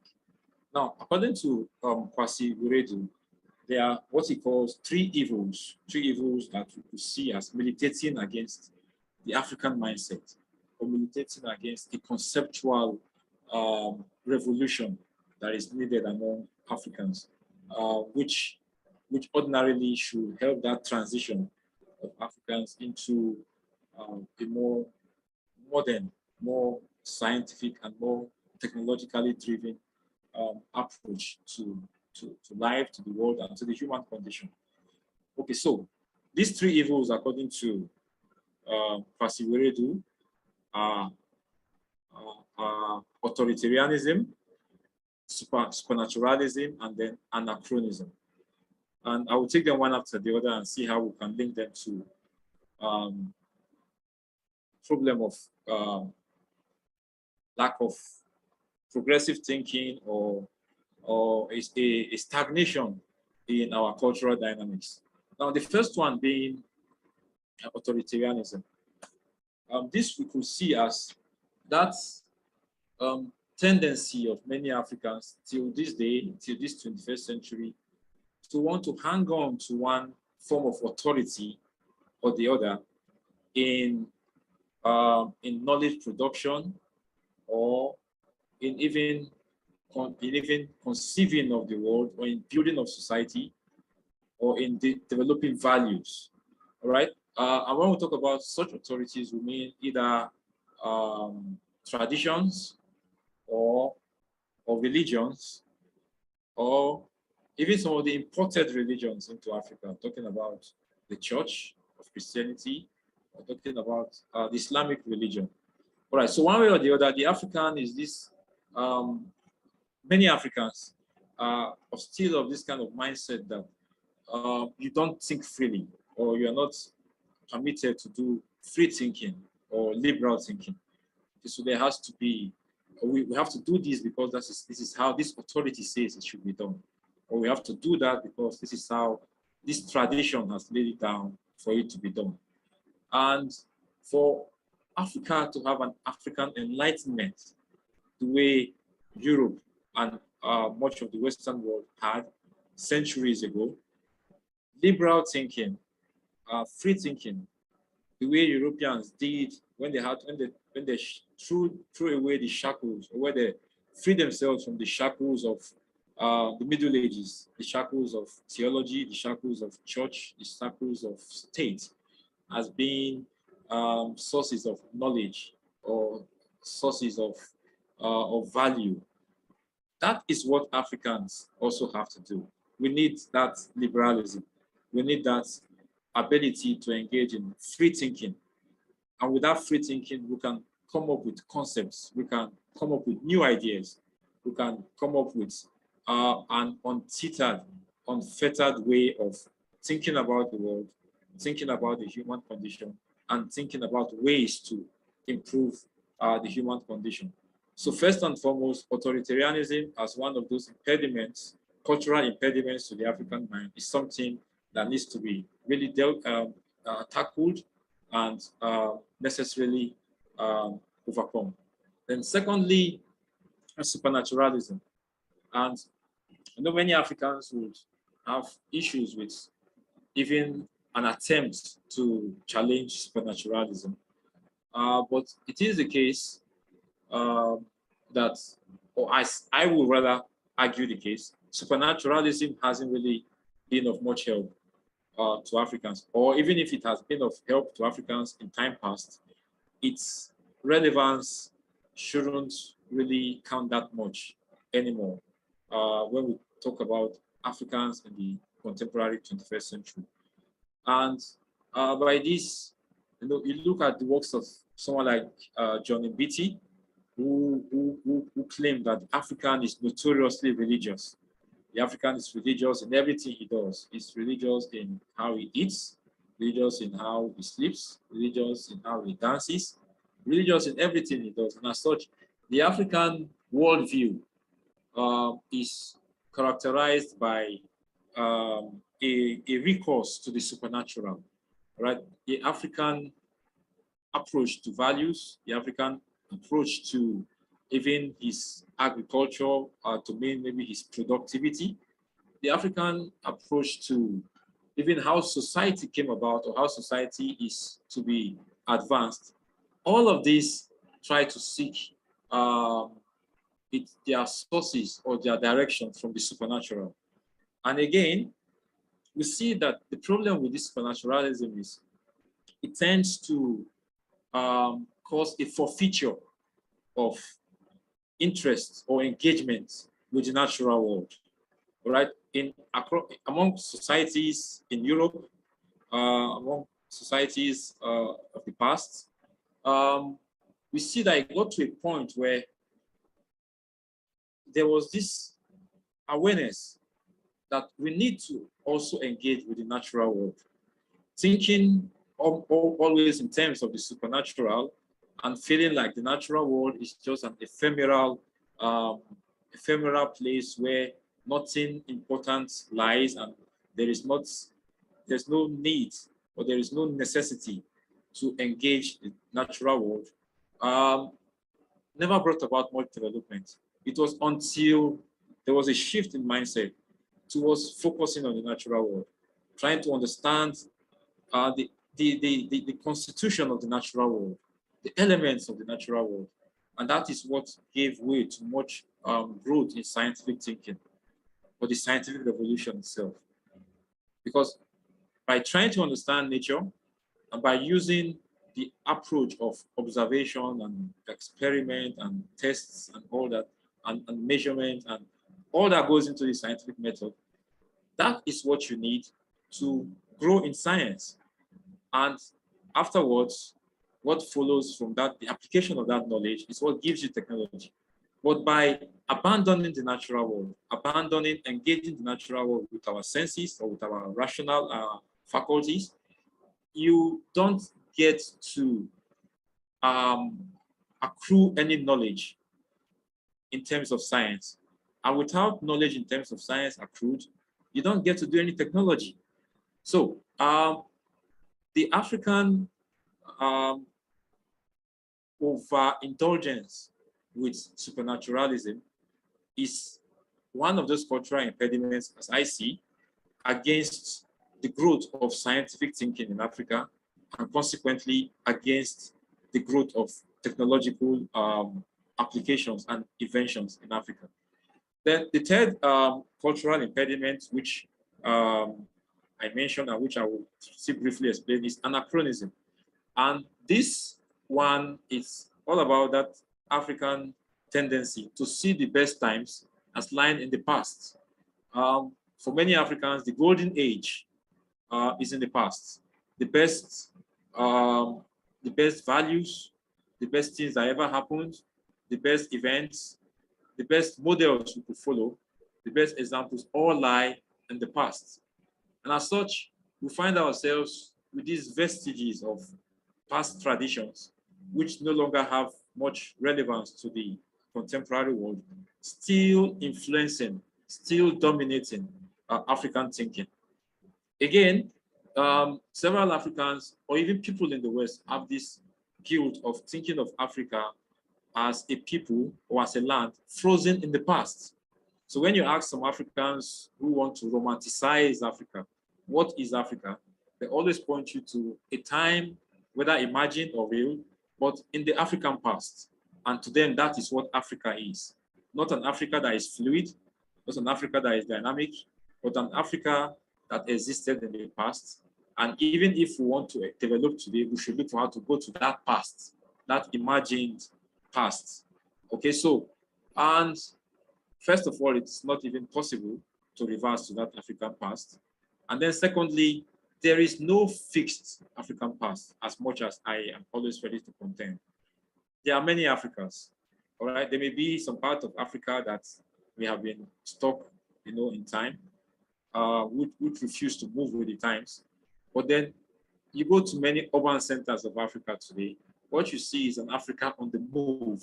And that is the move we need to encourage. Not a narrative that situates Africa in the past or the best of Africa in the past, but a narrative that tries to break Africa free from the shackles of the past and encourages futuristic thinking. Because anachronism, or pastism, as some people may call it, is definitely an enemy to futurism or to futuristic thinking, which many Africans lack. Mbiti even made to say that Africans have only, in the African conception of time, we only have the past and the present. That there is no such thing as a future in the African concept of time. And to me, that was a dangerous philosophy to promote. Because if you say Africans only have past and present and there's no conception of the future, you are indirectly discouraging Africans from even thinking futuristically, because to them, or if they believe you, that is not an African thing to do. All right, but I am glad some people challenge such notions by saying the fact that Africans practice divination, even as part of tradition, was a clue that Africans also thought about the future. And that should tell us that within African thinking, even within our local traditions, even within our mythologies, and within our spirituality, whatever it is, there was also some space for the future. And all we need to do now is to rebuild some of those, our old stories, some of those best resources from the past, and use them in line with science and technology and reason and creative thinking towards creating or towards building a new vision for the African future. Again, I wouldn't want to be misunderstood on this. There is, and as I always like to cite, this mythological bird in Akan folklore, which even some Africans in the diaspora have really picked up. It's called the Sankofa bird, which means go back and fetch it. And the bird is depicted as flying forward, but with his head turned looking backwards. And for some people who use that bird as a symbol of an African Renaissance, what it means is we could take the best from our past and integrate them into the modern tools we have of science and technology and reason and creative thinking into moving forward into an authentic and a unique and a winning African future.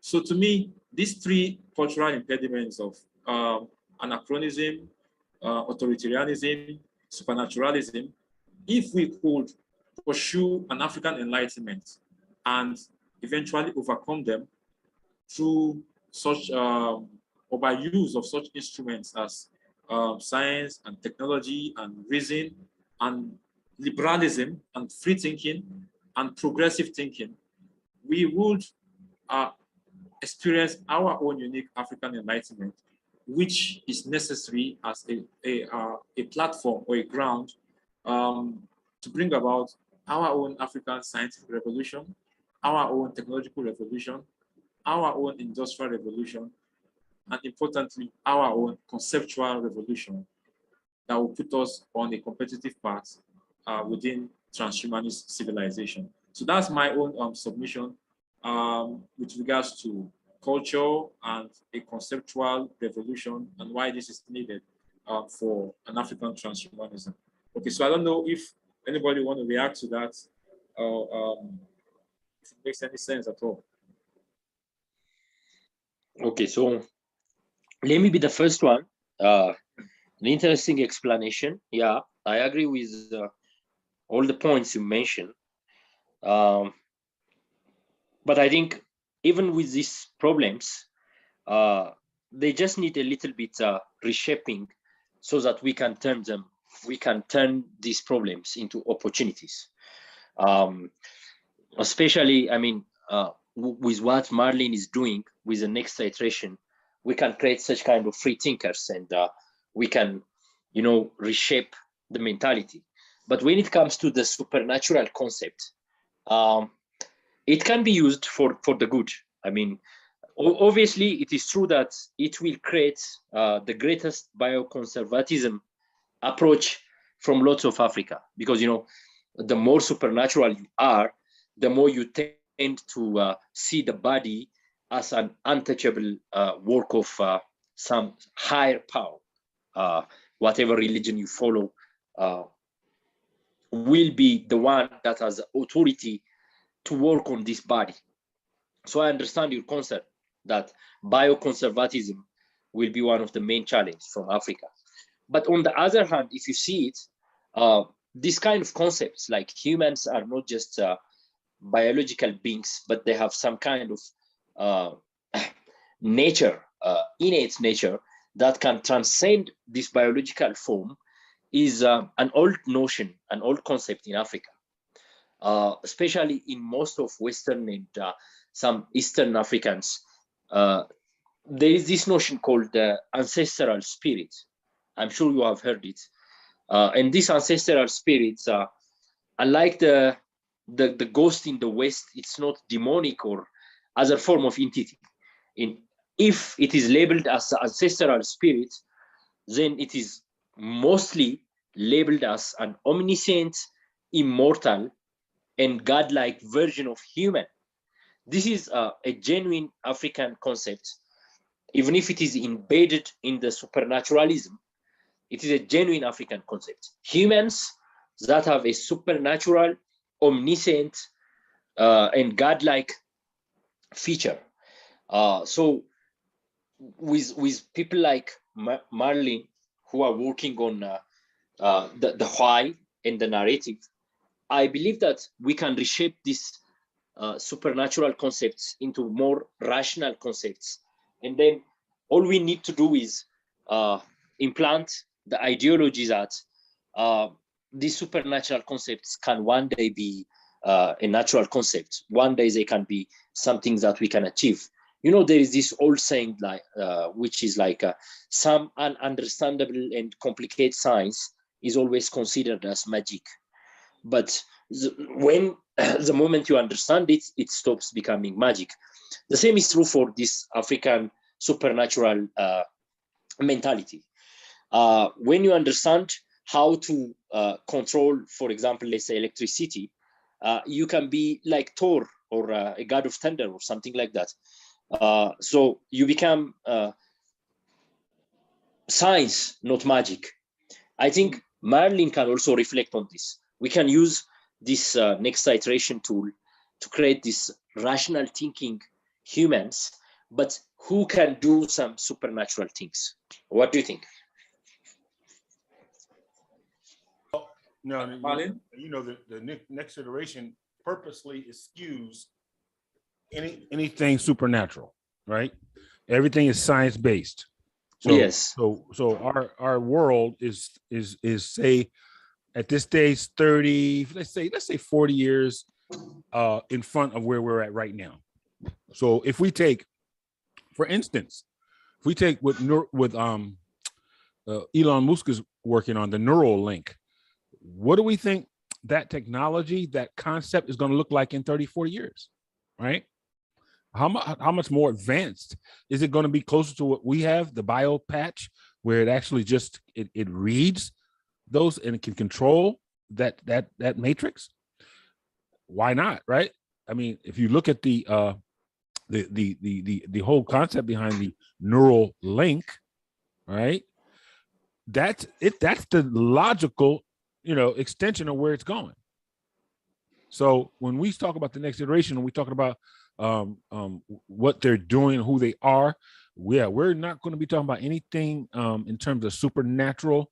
We're going to be talking about everything that's science fact. And then but now, Marley, let me stop you. I was saying you can blend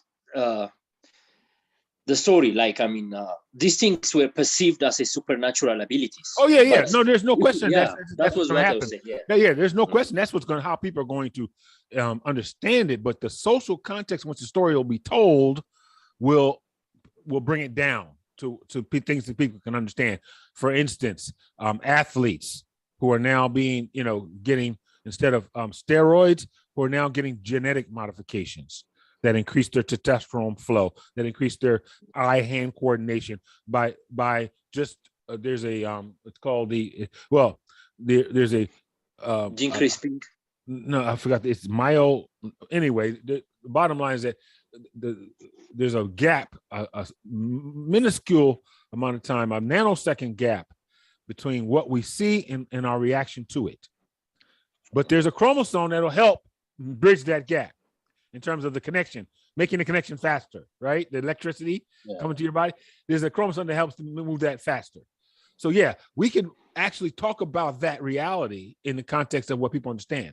Athleticism, steroids, getting fit, being, better than the next guy.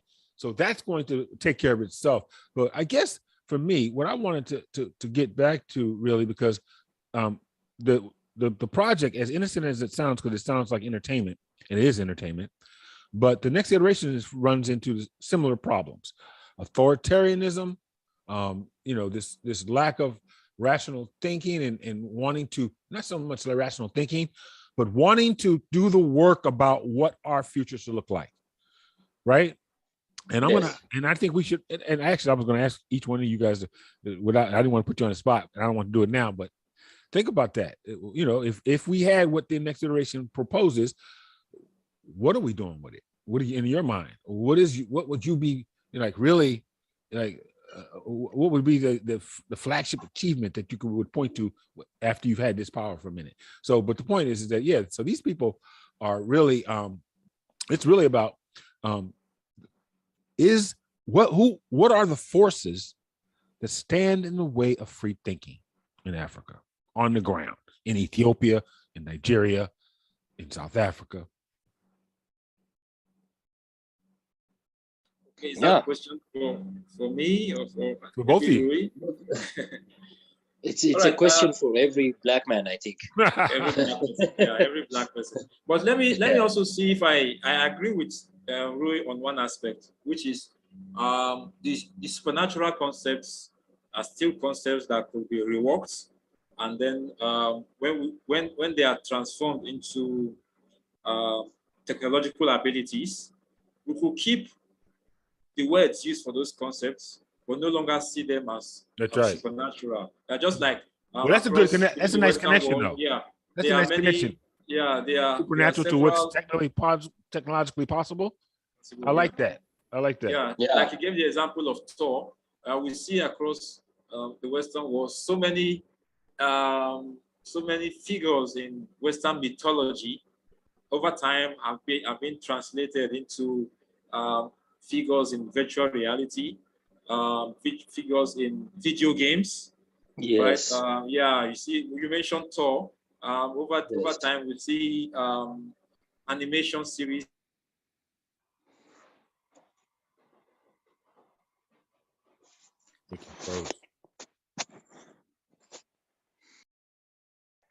He had to go back to 2040.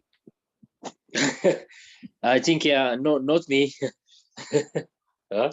Yeah, I think he froze. Yeah, he's going back to 2040, and I will give him the injection, right, which will make him functional in your time. So, Marlin, in the meanwhile, what I was trying to say, just like Hugo says, that your next iteration program, you can show us that what we used to think that they're supernatural are in fact achievable through science and rational thinking. Right. Which means, we Africans, we like heroes, we like mythological figures. And the thing is that, in fact, I mean, if you raise somebody who died 500 years ago, and if you let him wander in our streets, he will consider that he's living among the gods, because now we are talking on our phones. For example, you and I, we are miles and miles away. There is an ocean between you and me. And for an African, this is a supernatural thing for the uneducated African. But we can form this mindset that whatever we think is a supernatural thing can actually be done through science and technology. Yes. That's a Plus, it's a brilliant connection too. It's a brilliant connection. Plus, I mean, you can blend some African mythologies and some African traditional stories into your science fraction. Because in that way, we Africans, we can align, we can understand, and we can feel the characters in your stories. Because if you tell us something we know from our tradition, the more our ears will be open for the story flow.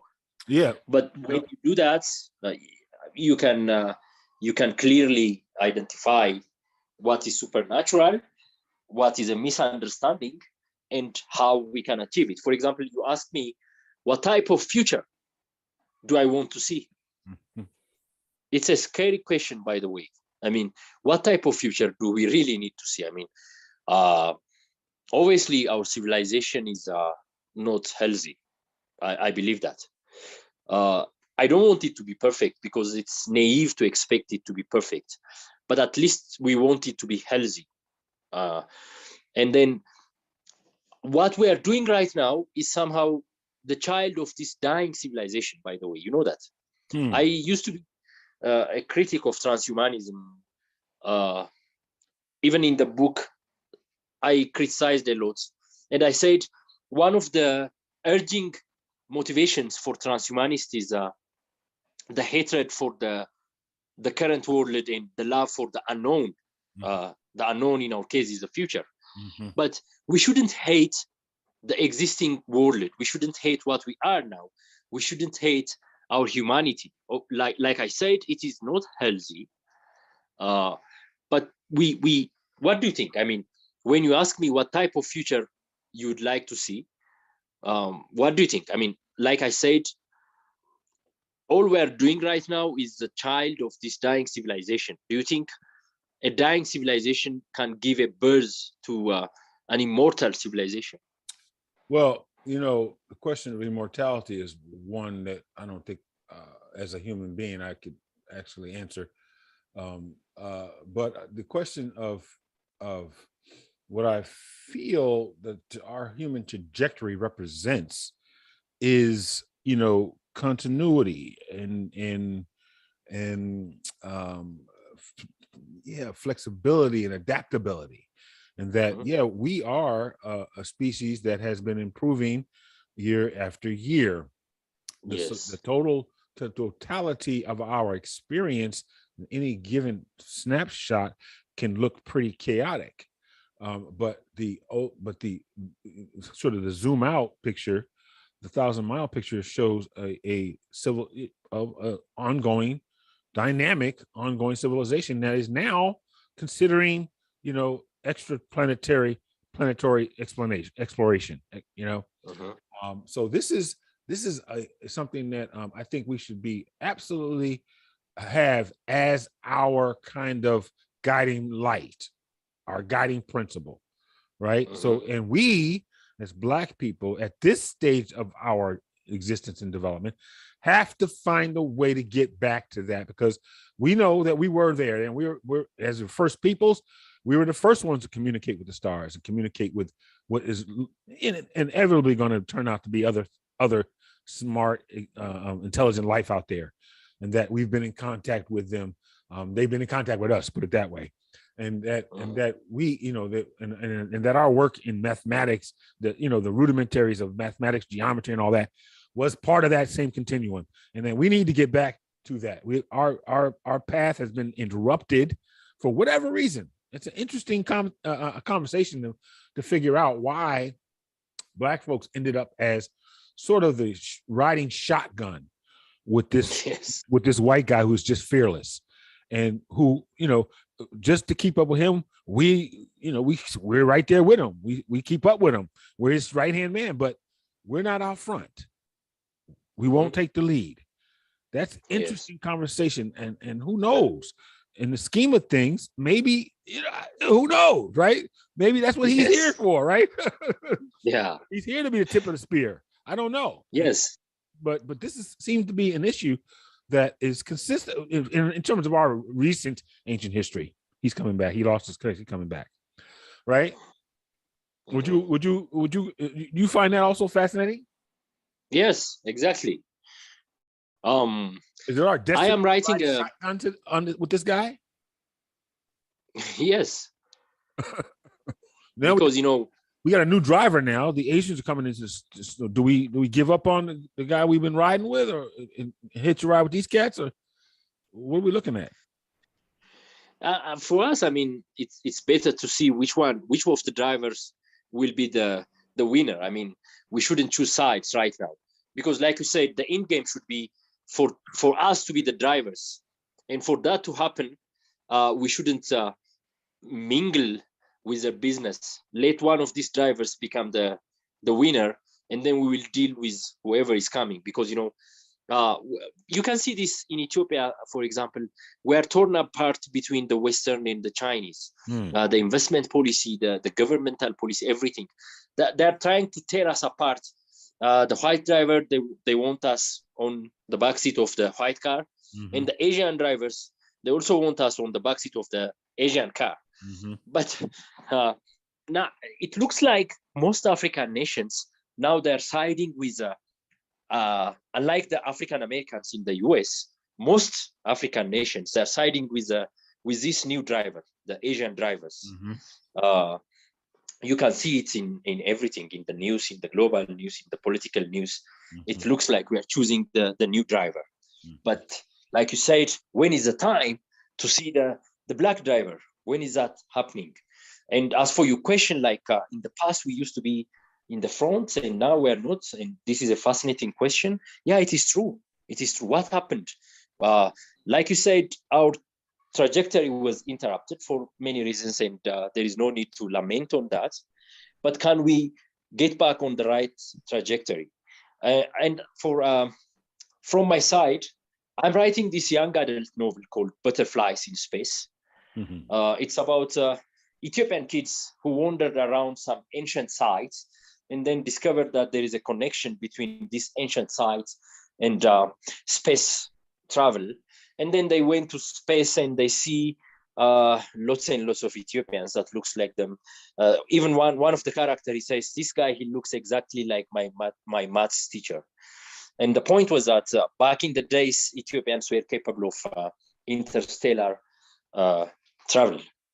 So, like you said, the future of humanity should not be bound to this planet. We should expand beyond. It is true. And then the question will be, what will be the place for the Africans? Is it going to be the backseat, or are we going to be in the cockpit? All right. Sorry, guys. I lost connection.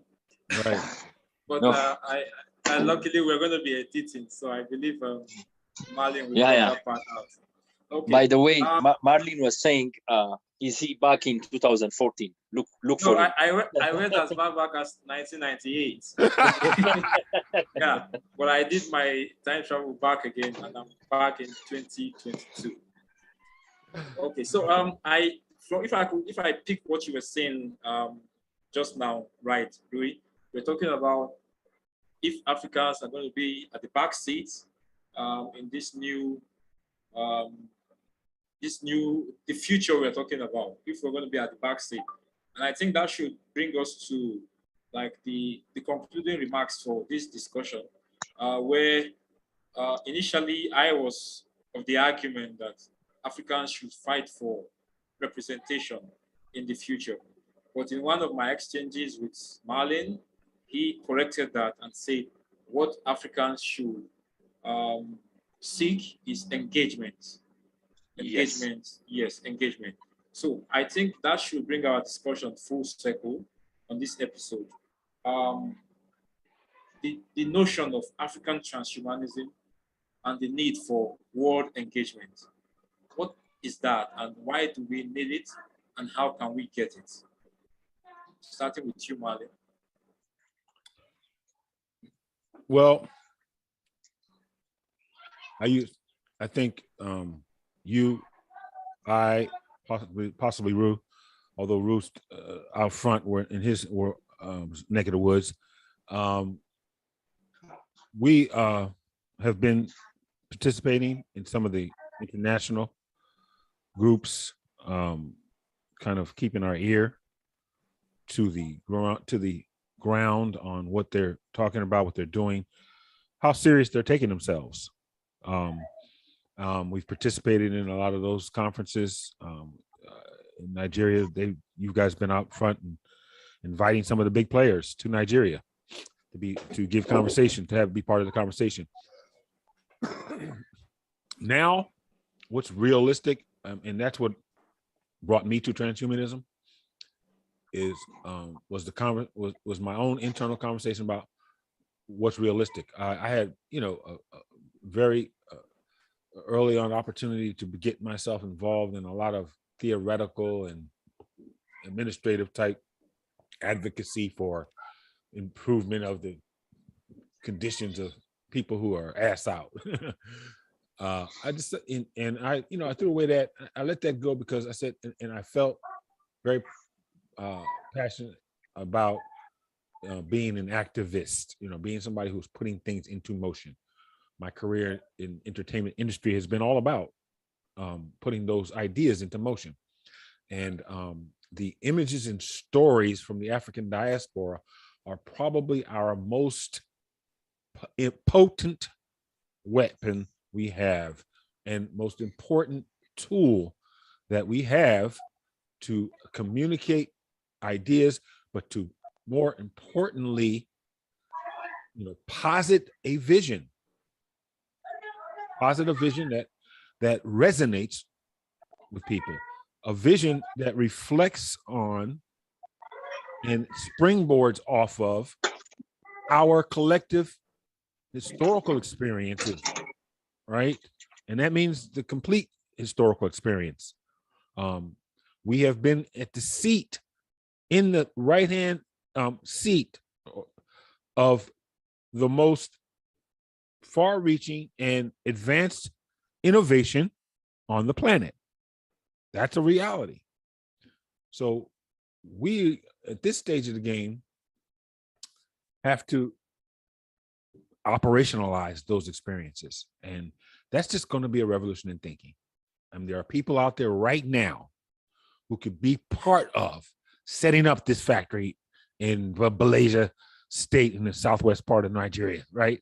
There are people right now who could be part of creating nano factories in collusion with money and corporate and government interests, if in fact we had that in Africa. And all it takes is a thought. And all it takes is one of our colleagues who's been coming to our events or sitting with us in class, and who's now next to a guy who's the minister of research in one of the big African countries or small African countries, who has some IMF money or whatever, and starts to make something happen. This is all it really takes. It's about the idea. It's about how close we are to our own redemption, right? We keep thinking of it in terms of how we have to relate to one of these big dogs. Now is the time with this technology out there is how we have to relate to ourselves, and right, addressing issues of authoritarianism, addressing issues of not wanting to take responsibility for our own future, leaving it in the hands of the spiritual. That's what it comes down to. So we are on the precipice of some big things. And what we're doing here is just, in the scheme of things, it's as important as coming up with, that new electromagnetic manipulation that'll help us to communicate telepathically seamlessly. This kind of conversation, this kind of effort, this kind of awakening and is what makes next step in the process more, manageable, more identifiable, right? People can put their finger on it. And I think we're close to that. And this is why I was excited about what we're doing right now, because let's just make it real for folks, right? Let's make it real for folks. Right. Thank you so much, Marlon. And over to you, Rui. Same question. African transhumanism, and the need for world engagement. Yeah, so the world, sometimes it's the paradox is very funny. For example, if you see, black is cool, by the way, you know that. Like, even in the West, in Asia, wherever you go, black is cool. Everybody wants to be black despite all these problems. So now, for engagement, let us make this thing cool. Let us make this thing cool. Okay. And then for me, especially because I work in the technology company, I believe that we can make it cool with narratives like the next iteration, and at the same time we can make it cool with startups, tech startups that capitalize these emerging technologies. And then let's make it cool. So instead of me using Facebook or some platform that's developed and created in the Western world, let me utilize an African platform. Let me talk with another African brother or another African sister. And then we can see how we can grow. This thing can be real. Like Martin says, it might be challenging to become, what does he say? Yeah, an administrative activist. Of course, it is challenging. So we can start with what we can do. We can make this movement cool. We can also show them that it can be done with small steps, like a startup that works in, let's say, medical waste management. Medical, waste management, yes, or medical application. Waste management using fungi or something. Exactly, yes, like that. So these are like practical engagements of the African transhumanism, and I think it's even a good place to start. We can make this thing cool. Right. Yeah. I've been thinking about I started thinking about I just saw a process where they use human excrement as a source for creating energy, bioenergy source. Yes. This is a common thing in Ethiopia, by the way. It's now becoming almost a mainstream in most rural parts. They use this kind of excrements, human and animal, and they extract methane gas. Interesting. So in other words, translating unique African problems into opportunities for unique African solutions. And capping it up with African stories, which the world needs to hear, and then telling transhumanism from the perspective of a new African story. That's right.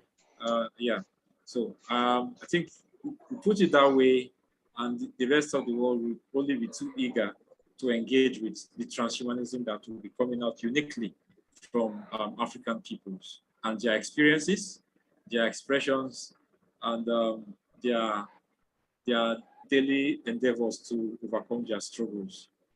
And that reminds me, before we go, Marlon, you said earlier that transhumanism could also end the condition of racism.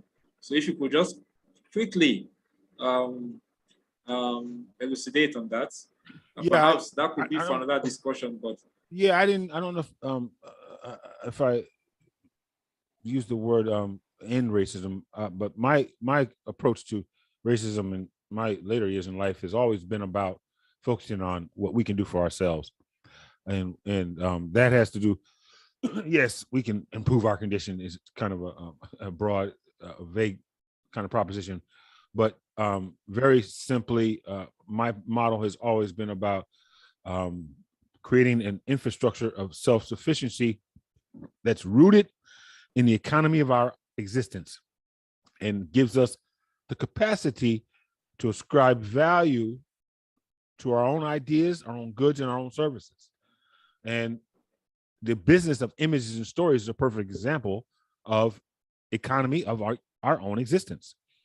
The reflection on our human conditions, whether it be comedic, dramatic, mysterious, or documentary, is a compelling human endeavor. We spend a lot of time on TV, a lot of time. That's a whole industry we can own and wouldn't have to sell it to anybody else but ourselves, right? That's an opportunity that's on the table. So, so when I talk about just one more bonus question, and I'm asking this for the sake of perhaps an audience that may have expected this question to come up.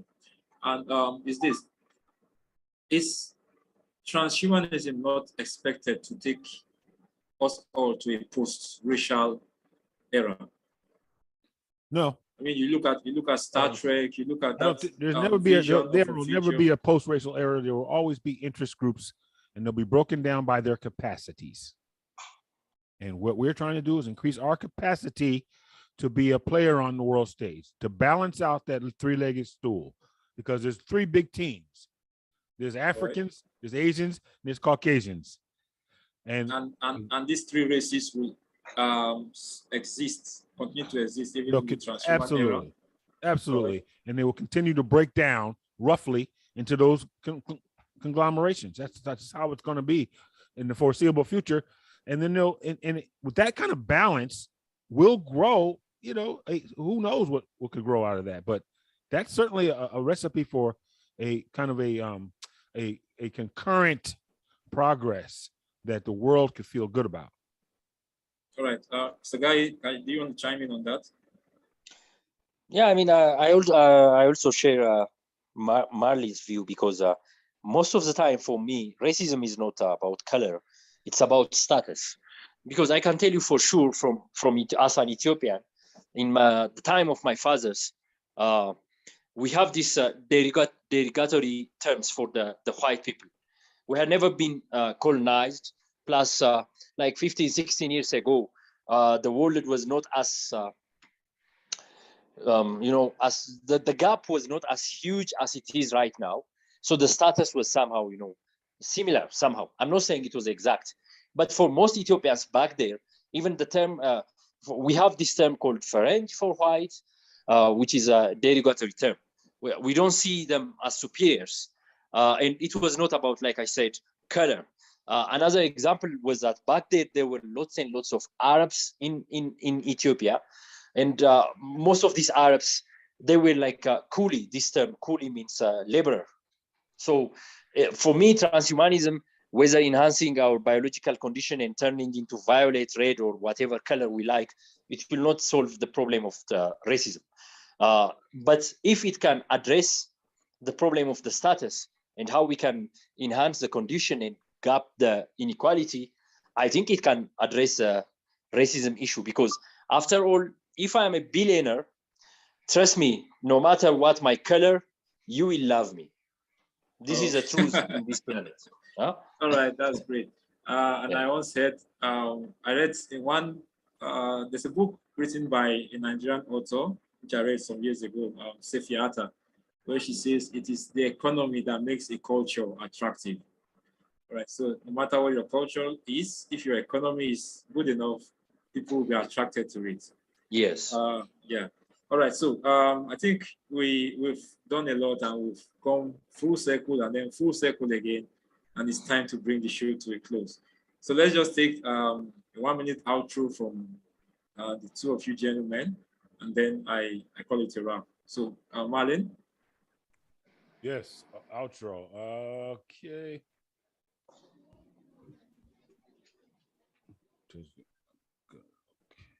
All right. Well, thank you, gentlemen, for the time and the questions and the inquiry. It's much needed. And hopefully this is the first of many. Yeah, we hope so.